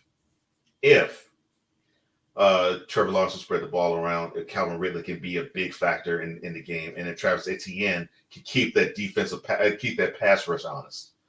But speaking of the Steelers, one of the things that I'm loving about them is that I'm seeing that they defensively want to get after you with speed and a little bit of physicality because they can hang with the physicality, but they're athletic enough to where they can hang with you there too.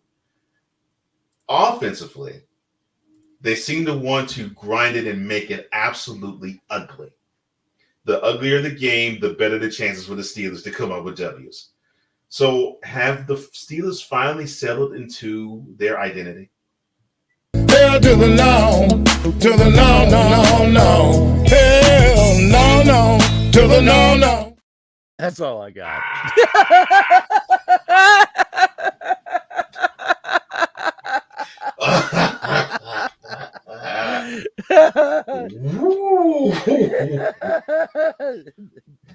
Oh my gosh. That was good. That was good. That was That's good. going to be a short later. That was well done. Tip of the cap to you, sir. All right, so who do you have between the Jaguars and the Steelers? Well, if people didn't pick up what I was throwing down on that one, I'm definitely going to go with the Jaguars in this one. Because Kenny, they showed up this past weekend, but I just don't feel like they're going to be able to keep that up against the Jaguars. Yeah. The only way for the Steelers to win this game is they gotta repeat what they did in the Monday night win they had against the Browns, where that offense is just pure ugly, but the defense actually gave them 2 touchdowns. They're gonna have to do something like that to beat the Jaguars. And yes, I know this is in Pittsburgh, but they don't have what it takes to beat the Jaguars. The Jaguars are more talented on both sides of the ball than the Steelers are, and I think the Jaguars are for real. I think they're going to run their record up to 62, and I think they're going to, I won't say easy, but I think they're going to have a convincing time doing so. Similar to how they looked so Thursday. I think we're going to see something like that this coming Sunday between them. And stay tuned for the rest of our picks in the 2-minute drill segment, but that's later in the show. But next, of course, we got chopping block and snowflakes to award.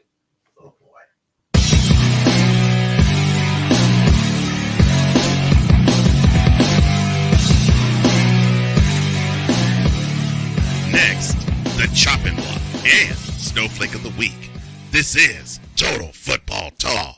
Join Ryan McCarthy. I became a Jets fan because Kermit the Frog was my favorite Muppet because he was green, and the Jets wore green.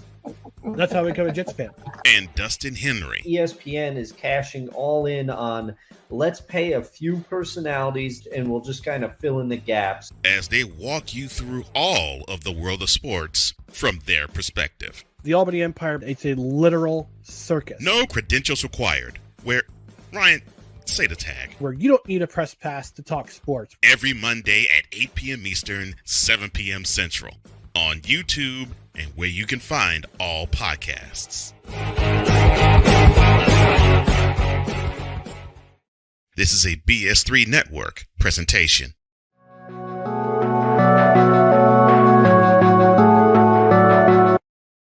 I want to do a TED Talk, but I don't have anything to talk about yet. I'm getting there. Life is for the living. We're not here that long. You can learn anything you want to learn without any money spent. What do I really enjoy? What do I really want out of life? I am your host, W-I-Z-E. Are you in a life holding pattern? Well, this is for you.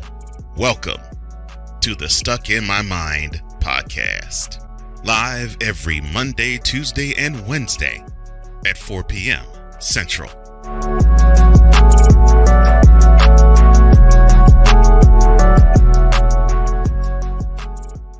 Football, and more football, you say? Well, tune in to Total Football Talk. Join your hosts, Drew Willingham. You were playing like a dumpster Pelican quarterback. And Cole Johnson. It sets up a possible play action. Did you hear that, Dak Prescott? As they take you through all the paces, both on the field and in the boardroom, of Total Football Talk. Every Tuesday at 4 p.m. Eastern, 3 p.m. Central, exclusively on the Sertoba Media and the Comey Media Incorporated YouTube channel.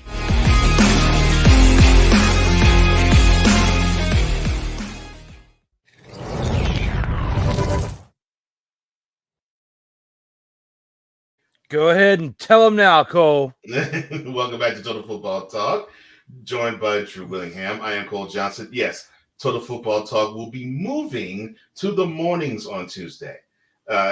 This actually started today. We aired at 11 a.m. On Halloween, we'll also air at 11 a.m., but the new time will be even earlier than that. And stay tuned at the end of the program as to when that new time will be, or you can go to the end of last week's show, but don't leave this one, though, because more excitement is to come here. As we are getting more and more excitement with Total Football Talk. And speaking of excitement, we got some people to place on the chopping block.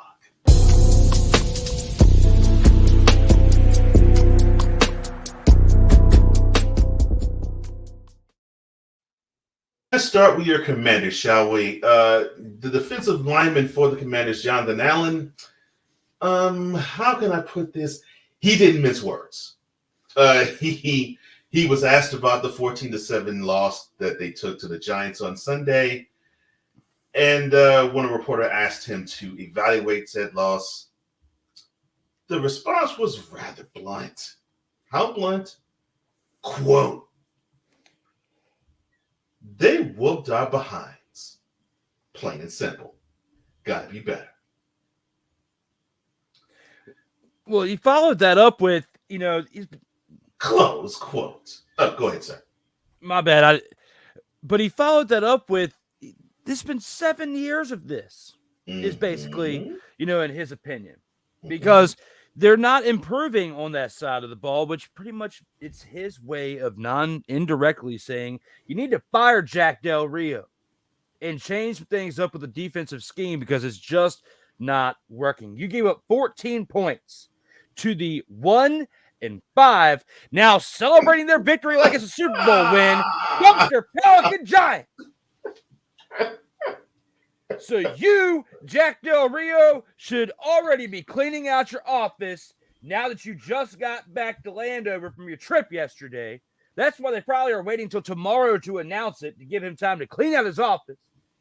Because if it were me, I would be telling him to pack his bags right now. But wait a minute, though. The defense only gave up 14 points. Against the dumpster Pelican team! They should have gave up 0.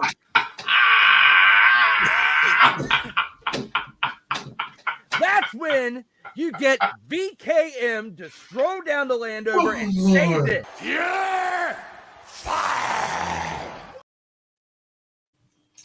Oh my goodness. So the question was going to be asked. So who do you think is going to be the one to be dismissed? Obviously, my partner thinks the defensive coordinator Jack Del Rio will be, and I agree. I think it's going to be him. And unfortunately, it's not because. Well, wait a minute. His defense only gave up 14 points this past Sunday. No, it's the 40 points given up to the Bears. It's the 37 points they gave it to the Bills. It's the 37 points he gave up to the Eagles, and that's for this year. So it's an accumulation of things, probably from the past too, but definitely of this year. We'd say, yeah, we need to improve this on this side of the ball, and it has not improved in a bit. So yeah, I agree with you on that. Poor Del Rio. Who's giving them the business? Now, a person that I won't say poor would be Denver Broncos safety Kareem Jackson. Why? Because he will be off the field for a little bit of time. The NFL suspended the safety 4 games without pay for violations of unnecessary roughness following this Sunday's win against the Packers. Now, the league announced yesterday that Jackson's suspension comes after he was ejected for a sideline hit on Packers tight end Luke Musgrave. Now, the Vice President of NFL Vice President of Football Operations, John Runyon, he had this to say about the suspension and the incident that caused it.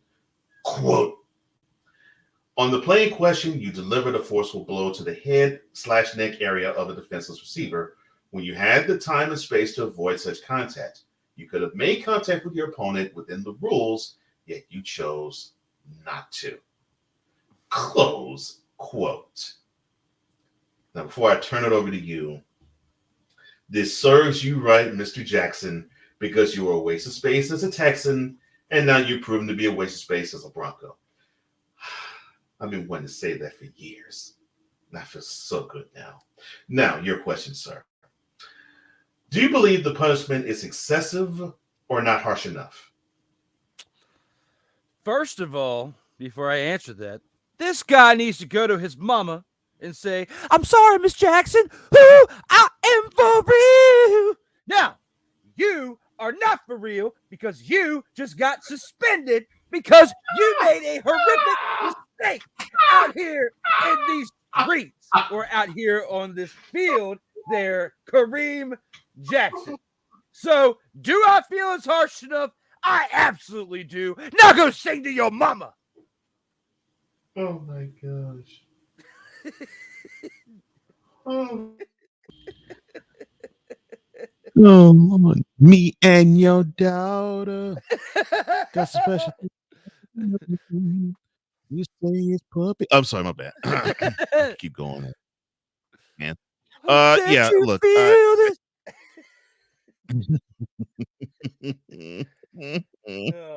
Oh, yes, I could keep going on. But I agree. I think this was actually just right, personally. Look, Kareem, I hate to say it, sir. Your time of being ineffective, I think, has come to an end. Oh well, sir. See ya. Hey! Who's giving them the business? Then I'm sorry, let me do this correctly. And then there is this. It's gonna be good.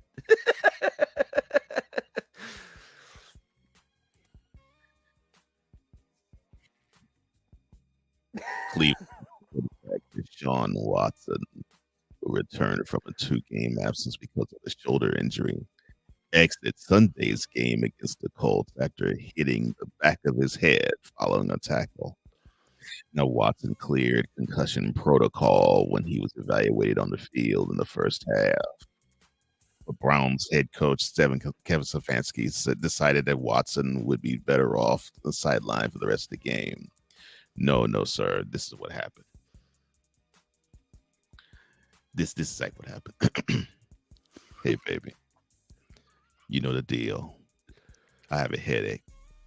And my shoulder's getting better, but I have a headache. I need relief. There you go. That's what I'm talking about, baby. Yeah. I need relief. I need to feel that relief. Oh my gosh, that skin just glows. Pigskin don't have nothing on you, baby girl.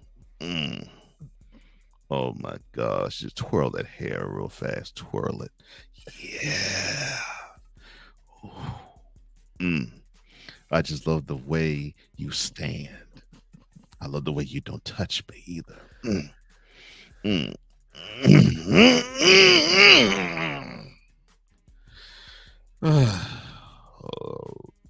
Okay, I'm gone.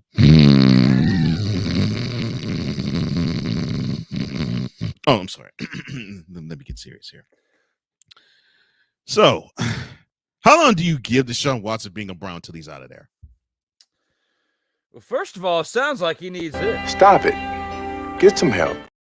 Because what he's receiving isn't working out. No, he is being the recipient of too much R&Ts over there because you can't even take one hit to where you are out the game looking all befuddled on the sideline. So when I think about this situation right here, and I think about Deshaun Watson, they are screwed with this contract that they gave him. Because even if you let him go, you still got to pay him the type of money you get. You guaranteed it all. So you're stupid. So yes, when I think about all of this, it's if he continues to play the way he is or contribute, I will say, which is very not much, is very lack thereof. If he doesn't contribute what that contract equates to, I feel like they're going to let him go this offseason, but it's still going to cripple your franchise because unless you get certain type of compensation in return if you trade him, who's going to trade the compensation enough value to balance out that contract? There's no way. Nobody. I'm sorry. Spot on. So eventually he's going to hear these words. Bring it in, Stone. What? Because even LA Knight is... Let me talk. And when he says that, the only thing I have at the end of that to throw into it is... Acknowledge me. That's all I have. Oh, my gosh. Thank you, Roman Reigns. Okay. Yeah, the Browns need to hurry up and get rid of that contract, unfortunately, because I think he's not going to contribute much. You've seen the little bit that he could in the last year. You've seen what he has done so far this year, which has really not been much. And he is definitely not what you saw and even 5 years ago. And now you're sort of with this $230 million check that you've already coughed and sent out the door. Yeah. Goodness gracious. But hey, Jimmy Haslam, you did go after your quarterback, right? Congratulations. He actually qualifies to be this next segment, but there's others who qualify for it too.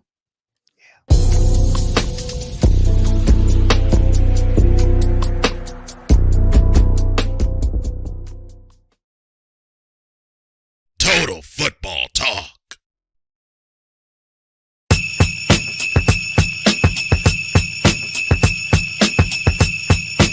Oh, yeah, we may be 2 months away from Christmas, but it isn't for Christmas time. This is for Snowflake of the Week. And you know what this is about. This is about the ones who are horrible. And for Drew Snowflake, I cede the floor to him.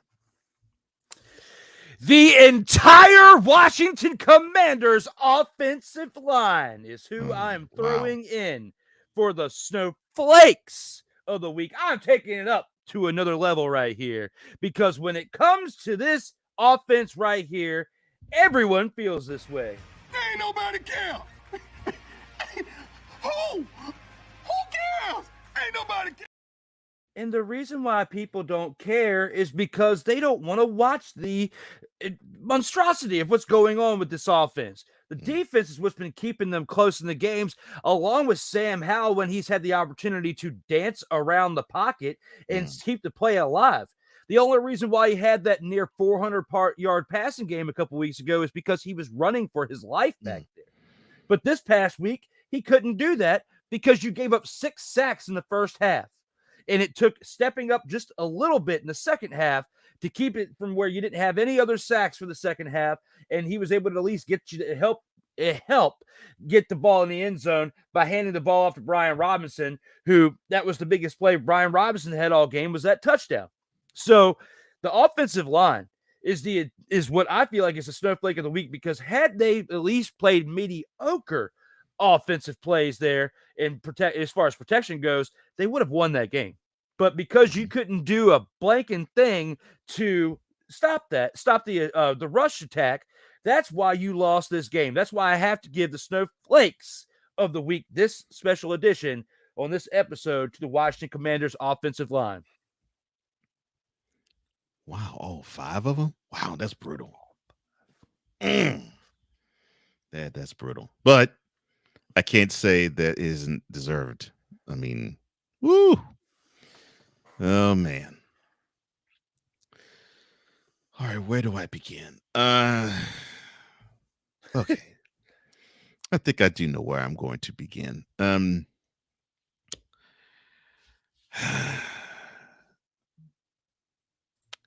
Sean McDermott. And for those who might not know the name, that's the head coach of the Buffalo Bills. Your team was smoking. It was running smooth. It was doing bang up work with the 48-20 victory over the Dolphins at home. And then you decide to have your team be ill-prepared, traveling to London late. And so that affected the L there. Then you come home, you prepare for the Sunday night tilt against the Giants, and your team rolled the helmets onto the field. Yeah, they won the game, but you won the game with the help of referees swallowing the whistle. And then they rolled the helmets on the field yet again, in Foxborough. And now you are the proud recipient of a team that is better than the Jets, better than the Patriots. You traveled to their buildings and you took L's to both of them. Now, I'm not saying that the Jets are horrible, but I'm saying your talent is better than theirs. I am saying the Patriots are horrible and your talent is way better than theirs. But for 3 straight weeks, your team has not been prepared. And you're 1-2 in that stretch. And that one, you better thank the Zebras. Come on, Sean. You know better than this. Your team tasted being in the AFC Championship game 3 years ago. 2 years ago, you had that epic division round game against the Chiefs. And then last year, yeah, it was a tough end of the season. And I think you were emotionally spent. But your team looks like they still are emotionally spent. You're 4-3, and the team is better than that. And it's your fault they aren't. Come on, be better than this, man. You're supposed to be one of the AFC contenders to compete for the Super Bowl. But now you're looking up at the Dolphins, even though you beat them. But you might not win the AFC East, and you might not make the playoffs with these putrid performances like Sunday or last Sunday night or the Sunday morning before then. Straighten up, because October has been a house of horrors for you, and it's going to continue to be a house of horrors until you straighten it out. But you better, Sean. That team's better, and you know it. Back after this.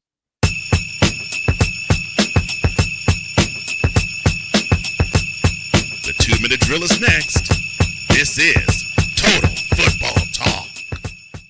Hey, Eagles fan. Join my man Cool McCain and a host of others as they break down every single game, every single week in an objective manner, and also from a fan's perspective as well. Remember, this cast feels just like you. Nobody likes you. And you don't care. Fly, Eagles, fly. Eagles Elite Podcast. Every Wednesday at 8:30 p.m. Eastern on YouTube and other podcast outlets.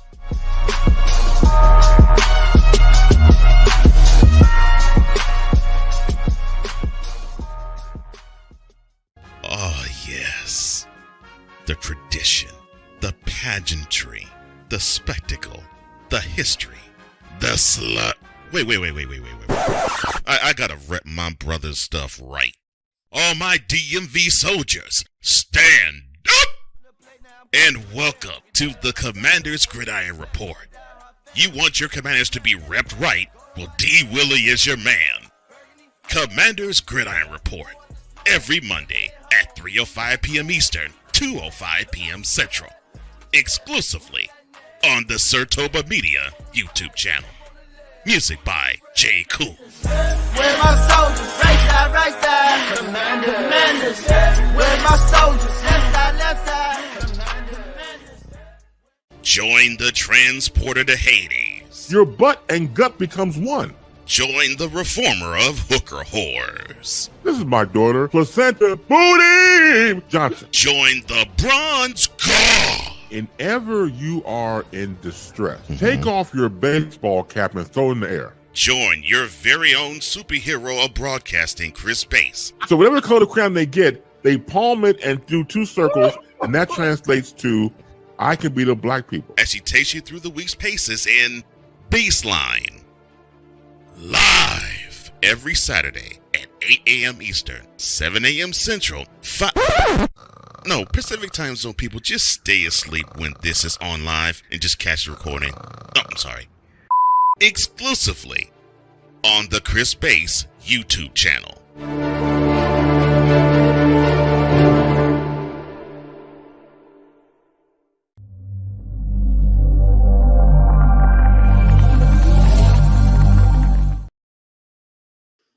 And down this stretch we come in Total Football Talk, which we just flown by this show with Drew Willingham and Cole Johnson. And look, thank you to the chat. Thank you to those who are watching, both on Sartoba Media and on the Coleman Media Incorporated YouTube channels.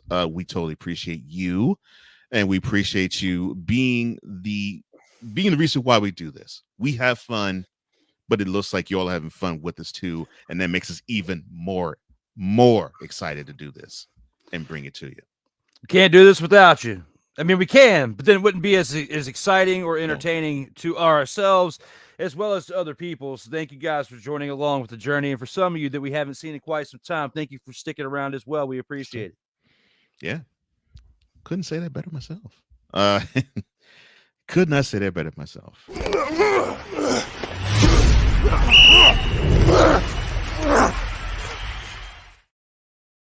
We're the 2-minute drill where we do the best of the rest of week 8. Oh God, we're that far in the 2023 NFL season. And we start with Thursday night's game. And we talked about the Bills.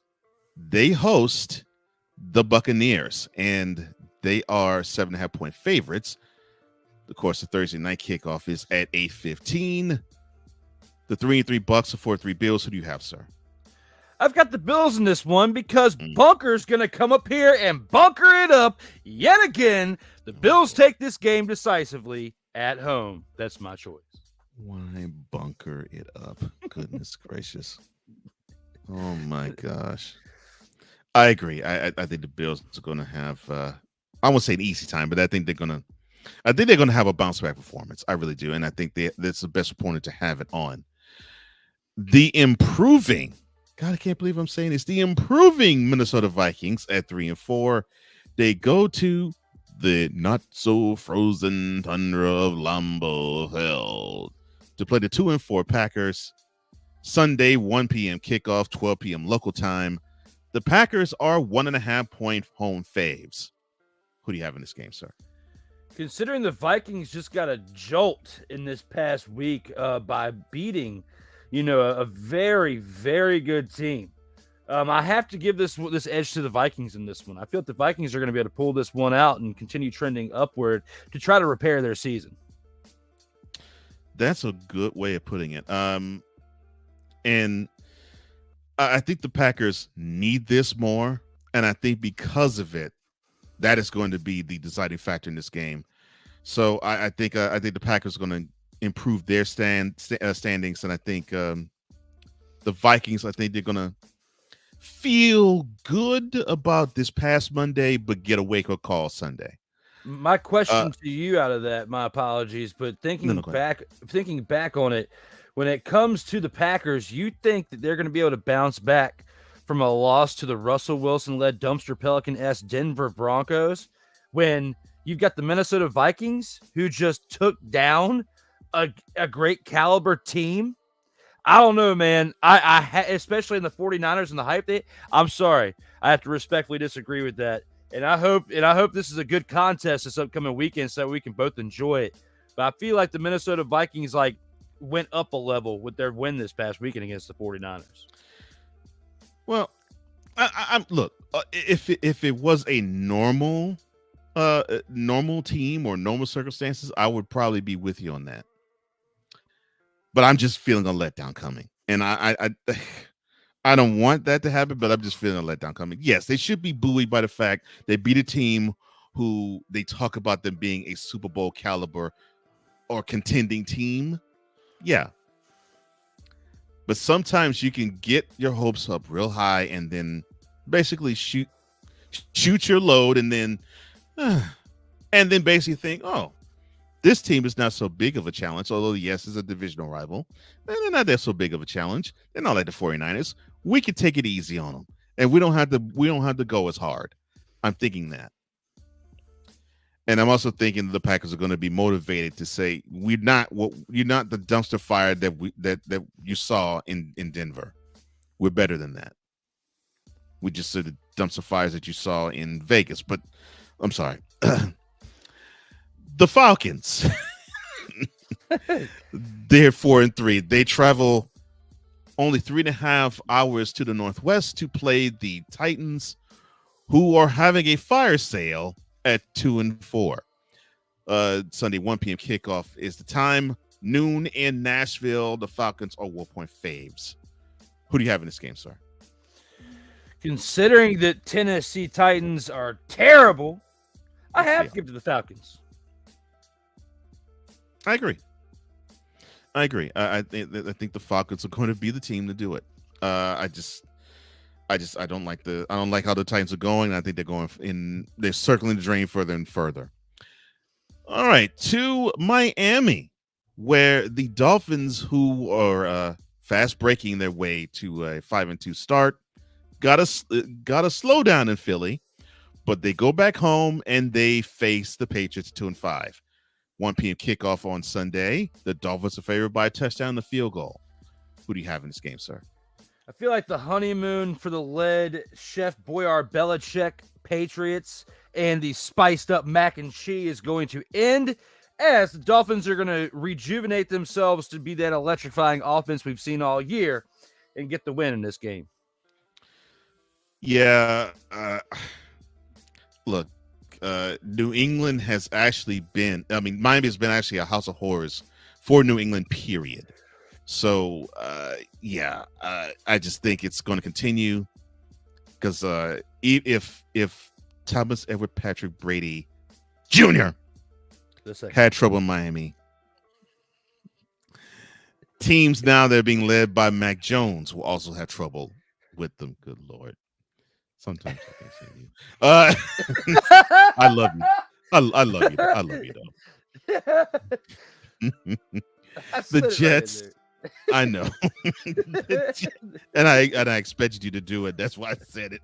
The Jets are traveling to the Meadowlands and playing the Giants. Yes, you're saying, well, Cole, wait a minute. That is their home stadium. Yes, I know. But the Jets are the road team here.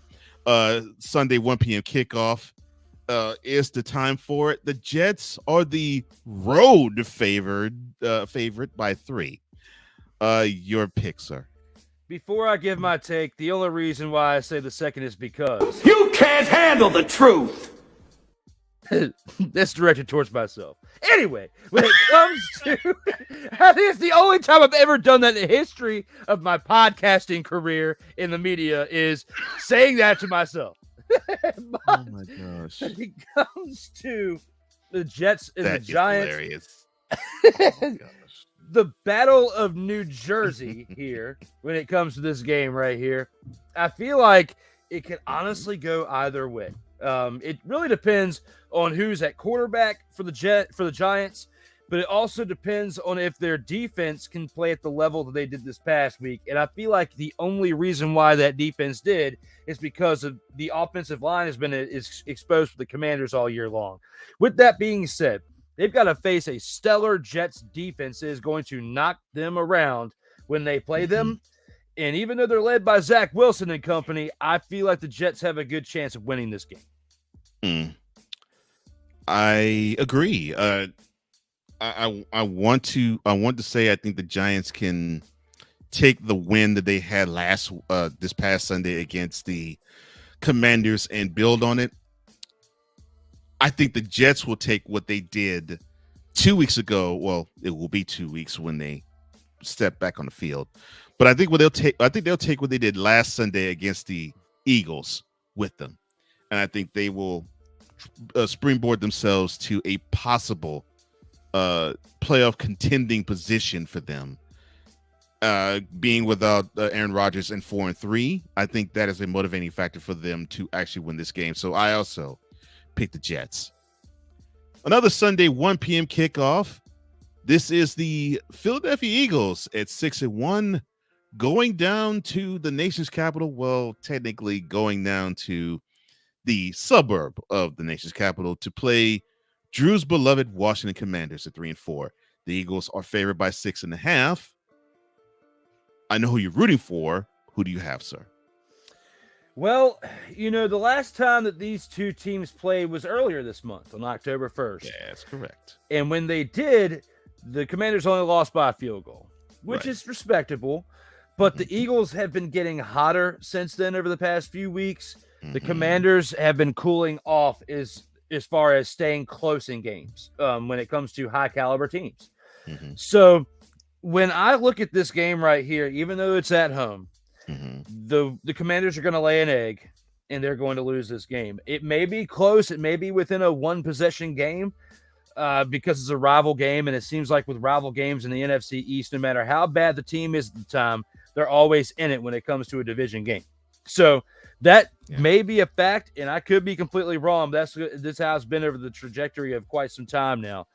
But with that being said, based on how hot the Eagles have been over the past couple of years and what they've done in production, I have to give it to the Eagles in this game. They're going to be 7-1 after this week. Yeah. The Commanders going to give them a game. Like they did in Philly. I think they're going to give them a game in Landover too. I also believe the Eagles have this one as well. And the final Sunday 1 p.m. kickoff, the Carolina Panthers, who are 0 for the season, they host the Houston Texans at 3-3. My beloved Texans are a field goal favorite. And who do you have in this one, sir? I mainly have Frank Reich going to lose his job at some point in the near future if they don't get a win. Like, this is absolutely terrible. And I feel like that streak of defeat is going to continue as they face a hot Houston Texans team. Don't let that 3-3 record fool you. They are a hot team this year, and I'm all in on this week as far as them beating the Panthers. Yeah. And yes, I'm not saying this as a fan of the team. I'm saying this as just looking at the product. The Texans are vastly improved, and the Panthers really don't have anything for them. And I actually feel for the Panthers, especially Bryce Young, because that offensive line is almost as bad as the Commanders' offensive line has been. I go Texans. And it might be ugly, but it'll be good to see the Texans grind out a victory. Speaking of grinding out, two teams that seem to be grinding things out are lone 4:05 kickoff on Sunday, 1:05 in Seattle. The Seahawks at 4-2 host the Browns at 4-2. Now you're probably saying, well, why wasn't this a featured attractions game, Cole? Come on. You got two teams that specialize in games that are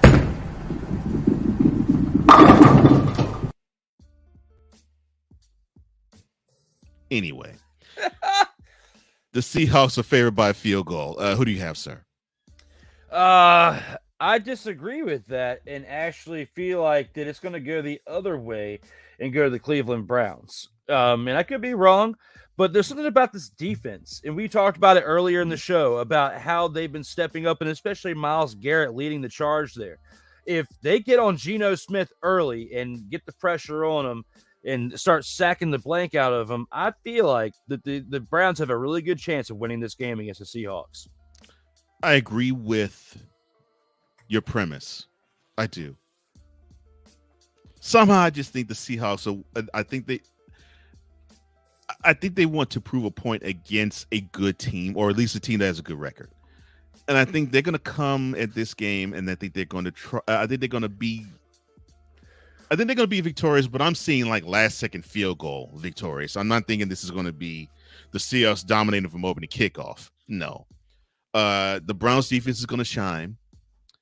I really believe they are. I think they're going to have a couple of plays like they did this past Sunday. I just am not sold on either quarterback that's going to be behind center, whether that's PJ Walker or even Deshaun Watson. And I think they are the factors to me that decide to me the L that the Browns, I believe, are going to take. And I'm not really all that impressed with the Seahawks, but I think they are going to be the team to take it to the Browns, and I think they're going to beat them. I think last second field goal. Now to the 4:25 games, or 2:25 p.m. in Denver. The Broncos are 2-5. They host the Kansas City Chiefs at 6-1. You know who's favorite. Who do you have in this game? The Denver Broncos are going to win. Hell to the no, to the no, no, no, no. Hell no, no, to the no, no.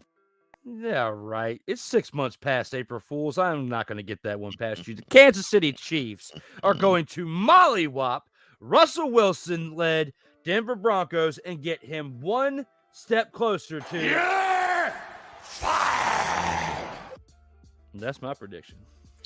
Well, the Chiefs go into this game beating the Broncos 16 straight times since they have met. They will make it 17 this Sunday. The Chiefs will have very little issue with the Broncos. It may be a good game, but I don't think the Chiefs will have an issue with them. And who knows? The most exciting thing will be Taylor Swift and Brittany Mahomes come up with another celebratory dance or celebratory handshake. Who knows? I would actually rather that happen over seeing the product that the Broncos put forth. But I digress. To the desert. 4:25 kickoff. Let me see the desert. So they're Pacific now. 2:25 local time for them. The Cardinals at 1-6. They host the 5-2 Ravens. The Purple Birds are favored by 8.5. Who do you have in this game, sir? I've got the Ravens in this game because especially when you've got Lamar Jackson reverting back to his MVP year like this. I think I got my swagger back. Oh. He's lighting up out there on the gridiron. So when I think about how he's been playing, especially this past week, I feel like when you're playing a team at the caliber of the Cardinals, who are 1-6 at this point, you're going to get the victory, and it's going to be pretty decisively. I agree with you there. I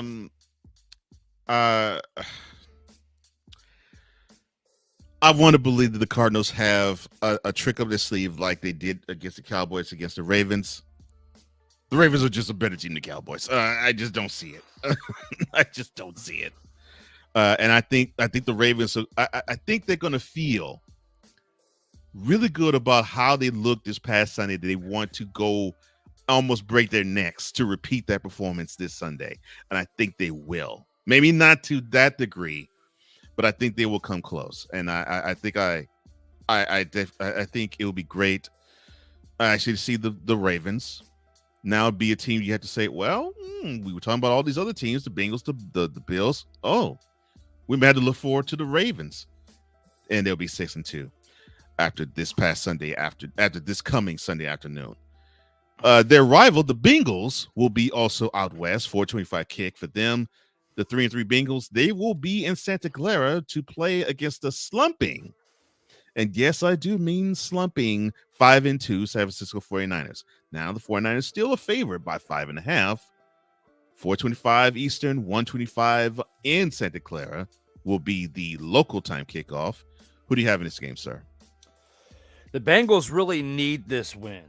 But if the 49ers lose, then they might as well cash it in for the season because 3 straight losses is not going to take you to the Super Bowl. So when I look at it this way, the 49ers, this is a must-win game for them to bounce back, especially after all the hype that was on Brock Purdy, and now you've lost 2 straight games, and especially to the type of team that you lost last week. The 49ers are going to win this game because they have to. Yes. How you said it was perfect because I think the 49ers need to win this game. Just so they actually can say, doggone it, it is true that we are a Super Bowl contending team. And if they do lose this game to the Bengals, you can toss that out the window because I agree. Now, I also agree with you there, too. I think the Bengals need it probably a little bit worse. They just don't have enough horses to do it. Not on the road. And I would love to say otherwise, but I can't. See, I have the 49ers in this one. The Sunday night affair.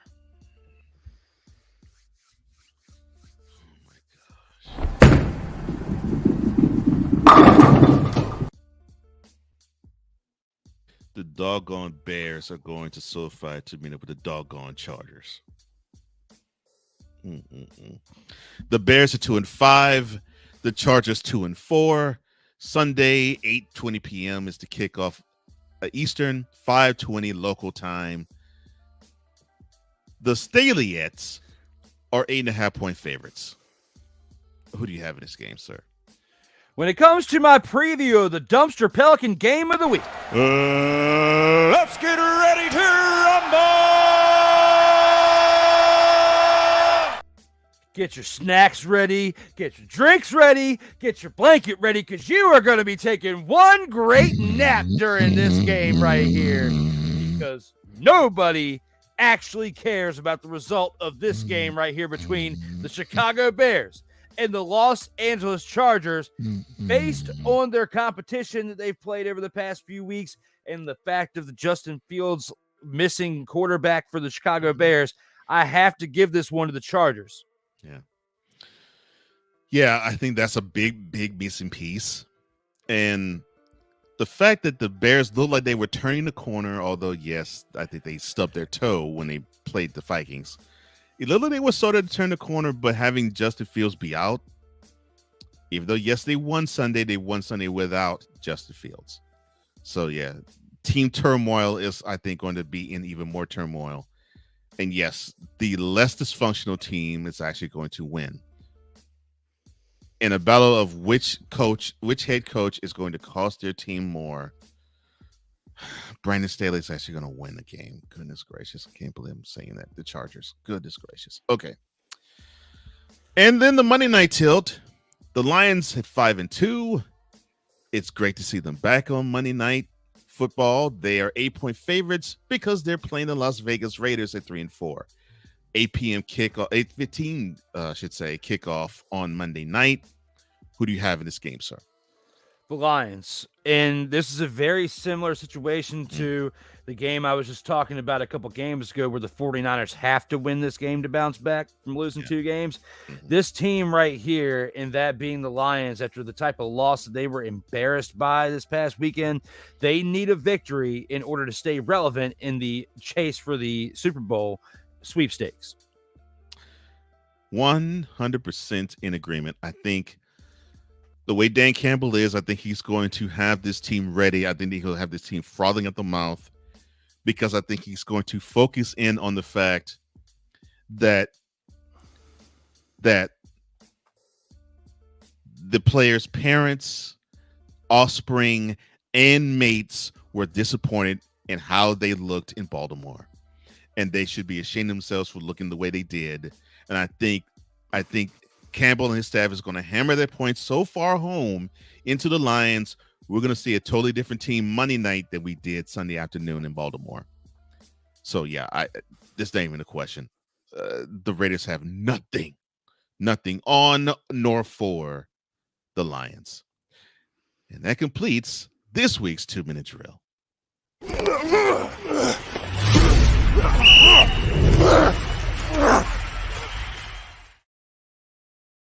Total football talk. As long as it's one. Oh, that's great. I love it. I hope it actually is recording. And now we get to the post game. This is our final thoughts to the past week and to this show as well, throughout all of the NFL. And for the post game for Drew, I cede the floor to him. You know, we saw some ups and downs in this past week, just like we do with any week in the NFL. And, you don't want to get too excited at this point in the year, because we're only a little over the third of the way through the season. We still have plenty of football left to go, or plenty of weeks of football. The World Series is around the corner. It's a great time in sports right now, overall for the sports fans. So myself, who loves baseball and football equally in a lot of ways, I'm enjoying it right now. I feel bad for the, off football, but I feel bad for the fans of the Houston Astros for the type of loss that they, withstood yesterday. And happy at the same time for the Texas Rangers to be back in the World Series. It's kind of a split part, but, overall, great week start to the sports. We covered pretty much every single basis of NFL Week 7 and Week 8. I thank all of you guys who are tuning into Comey Media and Sartoba Media right now, checking out this show, and doing your best to support us by liking, sharing, and subscribing. It means a lot to us. each and every week we're making gradual steps up there to climb the ladder a little bit each and every week, and it's been a fun experience to be a part of, whether it's seeing what Cole's doing on his end, being a part of what I'm doing on my end, or just collaborating with a bunch of great people out here who contribute to great shows and great platforms out here, just like we try to do our best as well. So thank you all for the support and for the time. My time is now shrunk a little bit, as this week I start a new work schedule today, actually. So definitely a big difference from me in my personal life, working 4 10s to now 5 9s, I guess you want to say, and then fitting everything else in between. For those of you who saw last week, we broke it down there at the end of the show about our new schedule change. Like Cole said earlier, 11 a.m. was today for this week and next week, and then we shift even earlier to 9 a.m. The week after Halloween, so that way it helps him with his schedule flow as well as myself, and look forward to getting to you guys in the mornings with your action from the past NFL week. So if it wasn't for you guys and the interaction, it doesn't matter if it's just one of you per show and it gradually grows. As long as there's one person, in my opinion, that's getting entertained by this, I feel like we've done our job. Now, of course, like everybody else, we would love those numbers to grow, but we can't do it without the first one. So if you guys can help us out by clicking that like button and sharing and subscribing, if you haven't already, to both Cummy Media and Sertoba Media, we greatly appreciate your support out here on these streams. Now I turn it over to Cole. I like that out here on these streams. I like that switch up. Okay. I like that. Look, I it goes without saying, and it goes without fail, that it is a pleasure to have this platform, and I share it with my brother Drew. This actually is a dream come true for me. I mean, I've always wanted to do a football show, a comprehensive football show, and it turns out I met up with somebody who wanted to do the same thing, and I'm like, oh, cool, okay. Well, then let's combine our resources. Let's see what we can come up with, and voila, here it is. But to piggyback off of the week, the week that has started in sports for the landscape of the sports world. So of course we just talked about Sunday and Monday and the previous Thursday. My heart, of course, is a tad heavy, not all that real heavy, but a tad heavy. Those of you who don't know, I'm a huge Houston Nationals fan, and of course they took it to the chin to the Texas Rangers. And you're gonna say, well, wait a minute, this is a football show, Cole. I'm gonna tie it in. So the Rangers, they earned it. I'm not one of those fans. The Rangers earned it. They may be the most hated rival now of the Astros, but they earned it. They earned it. They clobbered and cleaned the clocks of the Astros. Now they're on to the World Series, and they await whoever's going to beat them, either the Phillies or the Diamondbacks. But this is where it ties into football. So there was a joker. As I was perusing social media, there was this joker who had the nerve to claim that Houston was a bad baseball town, and actually said,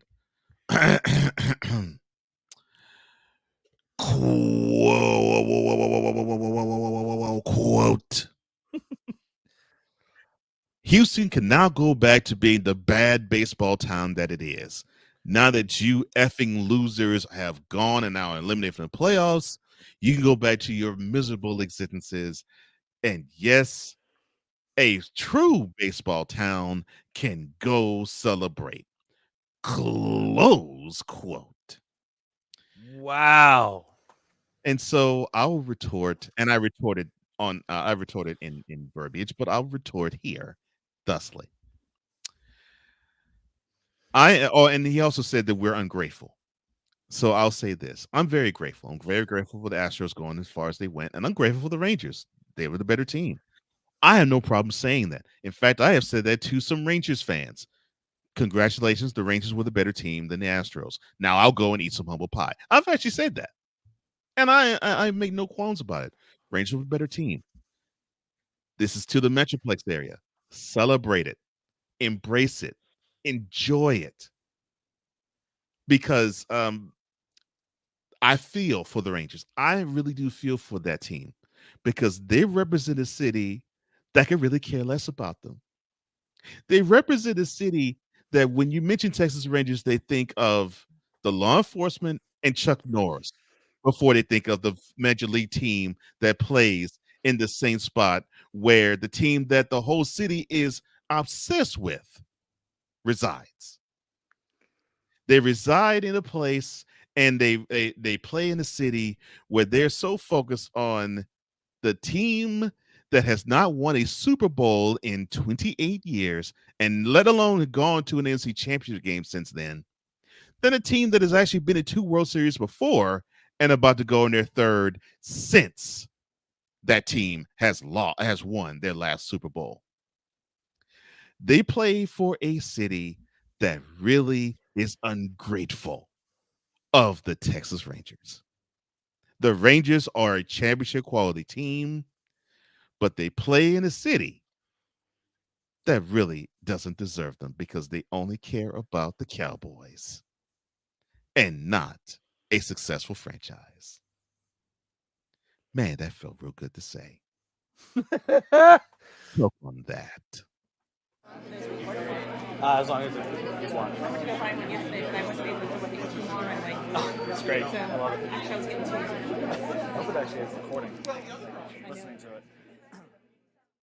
Do have one thing to add to that. Go ahead. You know, it is cool that I have this football platform with someone that actually knows baseball too, like myself, because you know, Texas made a lot of moves this past year, bringing in Bruce Bochy during the offseason, bringing him out of retirement. You know, now that he has a chance that he's led 3 different teams to the World Series now. And then, you know, they got Jordan Montgomery. They made some moves during the season with some trades to bring in some other pieces. Texas Rangers have been very active with the moves and rebuilding this team, a team that had just 100 losses 2 seasons ago to do what they're doing. I know this is a football show, guys, but Cole and I both get excited about baseball, especially this time of the year. It's going to be a great Game 7 tonight that we're going to see between Arizona and Philly. And I hope that Arizona makes it because, of course, me being an Atlanta Braves fan, I don't want to see Philly in the World Series, especially again, because, you know, now they're a better team than they were last year. They have a better chance to win it this year, although I don't think that that's going to be the case. I think it's going to be Arizona and Texas, and I think we're going to have one great matchup between the two. Now, to that guy, it said what he said about Houston, about, you know, what did he say? Part of that quote, I don't remember, about something about that you're not that good of a team or something. What did he say about that in the beginning of that? Said Houston's not good of a baseball town. Oh, well, my bad that he feels that way, but if the team isn't that good that's providing to the town of 7 straight league championship series, even though it seemed like there was more hype when they were in Arlington than in Houston, that's not the fault of the team. You know, that's not the fault that, you know, if anything, I feel like the people need to calm down when it comes to all the shade that they throw on the internet. And I think that I may know who this person is that you're talking about, but I'm not going to throw them under the bus here on the live streams. All I'm going to say is that you should do a little bit more of a better job at fact checking and actually watching the game, because it was loud in Houston last night. Oh gosh, yes. You know, the energy was there. And especially when they're celebrating a team that had gone to 7 straight league championship series and won, and been to 2 out of the past 4 World Series, and had just won last year and had another chance of going. Dusty Baker, I don't blame him if he retires after this year, because at least he goes out on top.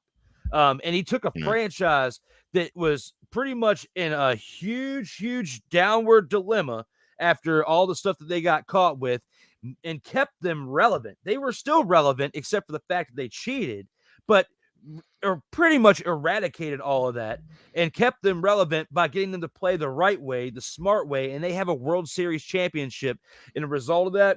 And if Dusty Baker retires, I'm happy for him, because he finally got that managerial World Series win. Yeah, and I am happy for him too. And I credit him actually for having me get invested in the current Astros crew, because you know, with the asterisk thing that you all like to hang on over Astros fans, I'm like, yeah, I own it. Team cheated. I don't like it, and they need to be punished. I own it. But it made me realize that I'm glad that there was a guy who can get the team to enjoy playing again. So, yes, kudos to Dusty Baker and wonderful baseball man, and I'm glad he was able to. And I think he's going to retire after this year. He was able to get his ring as a manager before he went. He already had rings as a player. He actually now has one as a head coach, as a manager. So I'm happy that he's going to go out. He can probably ride into the sunset now. Yeah, I mean, it's better to retire now than to come back for another year or two. And they were already talking about you're going to be possibly losing Altuve, and there's a couple other guys within the next 1 to 2 seasons. Justin Verlander might as well retire now because he's 41 years old. Yeah, he might hang it up. Yeah, I feel like it couldn't have gotten any better for him this year to go to the Mets, and then they fell as hard as they did, and then he got one last shot with the Astros. The better team won the series, but Houston definitely should not be hanging their heads because they have a lot to be proud of, especially Dusty Baker for the turnaround that he did for this team. My hat's off to him. And I was one of those asterisk announcers years ago, but since Dusty Baker came in there and did the work that he did, very proud of him, what this team had accomplished. And I'm not even a fan of the team. I just got to call out great work when I see it. So hats off to Dusty Baker, even though the hat hasn't been on my head all day. But we had to take this to baseball for a second because by the time we get to next week, we're going to be in the World Series and not have the opportunity to talk much baseball. So for those of you who are football fans watching this show right now, it is Tuesday. There is no football. There is NXT for you wrestling fans, but there is a Game 7 that you're going to want to watch if you don't have anything else going on. Oh, yeah. First pitch, I think it'll be 8:07 tonight. So, yeah, I'm excited. I'm excited for the Phillies and the Diamondbacks, and I'm actually excited for the Rangers. Really don't care who wins. I just want to see a good baseball. That's all I care about now. Ike, yeah, you come up in here saying that you want to see Philly face Texas. Hell to the no, to the no, no, no, no. Hell no, to the no. You deserve that. Well, no matter who wins tonight, they have to travel to Arlington because Texas has the home field advantage against both the Phillies and the Diamondbacks. Which could hurt them. Which actually could hurt them because they haven't won a game in the playoffs at home. So 8 straight road wins. I mean, that's impressive. All you got to do is win one more and you set the record. You win one more road win because they tied the streak, the best streak for road wins. But yes, I was thinking about that earlier today when I thought about I was like, I remember them saying at the end of the game that, they've got the 8 straight road wins. And they haven't done that well at home, and you have home field advantage. If you're the Texas Rangers, you may be wishing that they could swap that around. Yeah, that's how I felt. Well, again, congratulations to the Rangers. They'll be facing the Diamondbacks or the Phillies. They'll know tonight. As for us, where you can find us? Well, you can find Drew on these wonderful social media homes.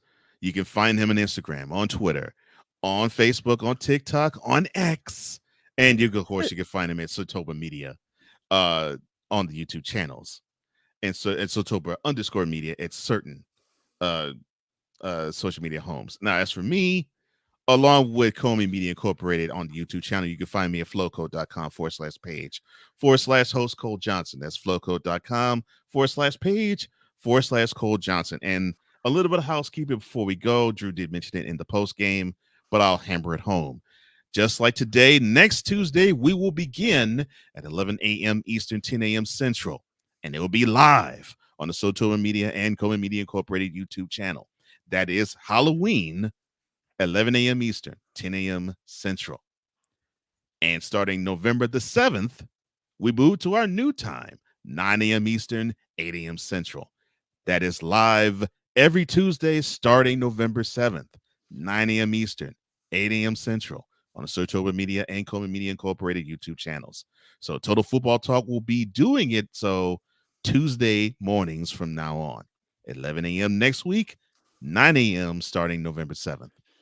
Shout out to all of you guys following Comey Media and Sotoba Media on all platforms. As TikTok just hit a milestone for us this past weekend, Sotoba Media reached over 1,000 followers on TikTok. Nice. So over the course of this year to accomplish the things that Sertoba has with, thousands of subscribers on YouTube and then 1,000 on TikTok. It's been fun to be a part of this growth. I couldn't do it without Cole, Snowman, Wise, all of those who I've worked with throughout this year, who've had my back out here on these media streams. I greatly appreciate those who've worked with me, even outside of the main ones I just mentioned. Every single person that has collaborated with myself or with you guys as well have made an impact towards the growth that we've seen each and every week, each and every month. And I'm just, as a representative of Sertoba Media, want to give my heartfelt appreciation to you guys. Thank you very much. Well, definitely appreciate that and appreciate you all. Thank you again, everyone. Now, thank you for liking and sharing and subscribing. And thank you for hitting the notification bell so you can catch all content that emanates from Drew's channel, which is Sertoba Media, or my channel, Comey Media, Incorporated, both YouTube style. For Drew Willingham, I'm Cole Johnson, here to say in parting, as we always do, in life, just like a tackle, keep your head up. And always remember, you got to play until the whistle blows. See you next week.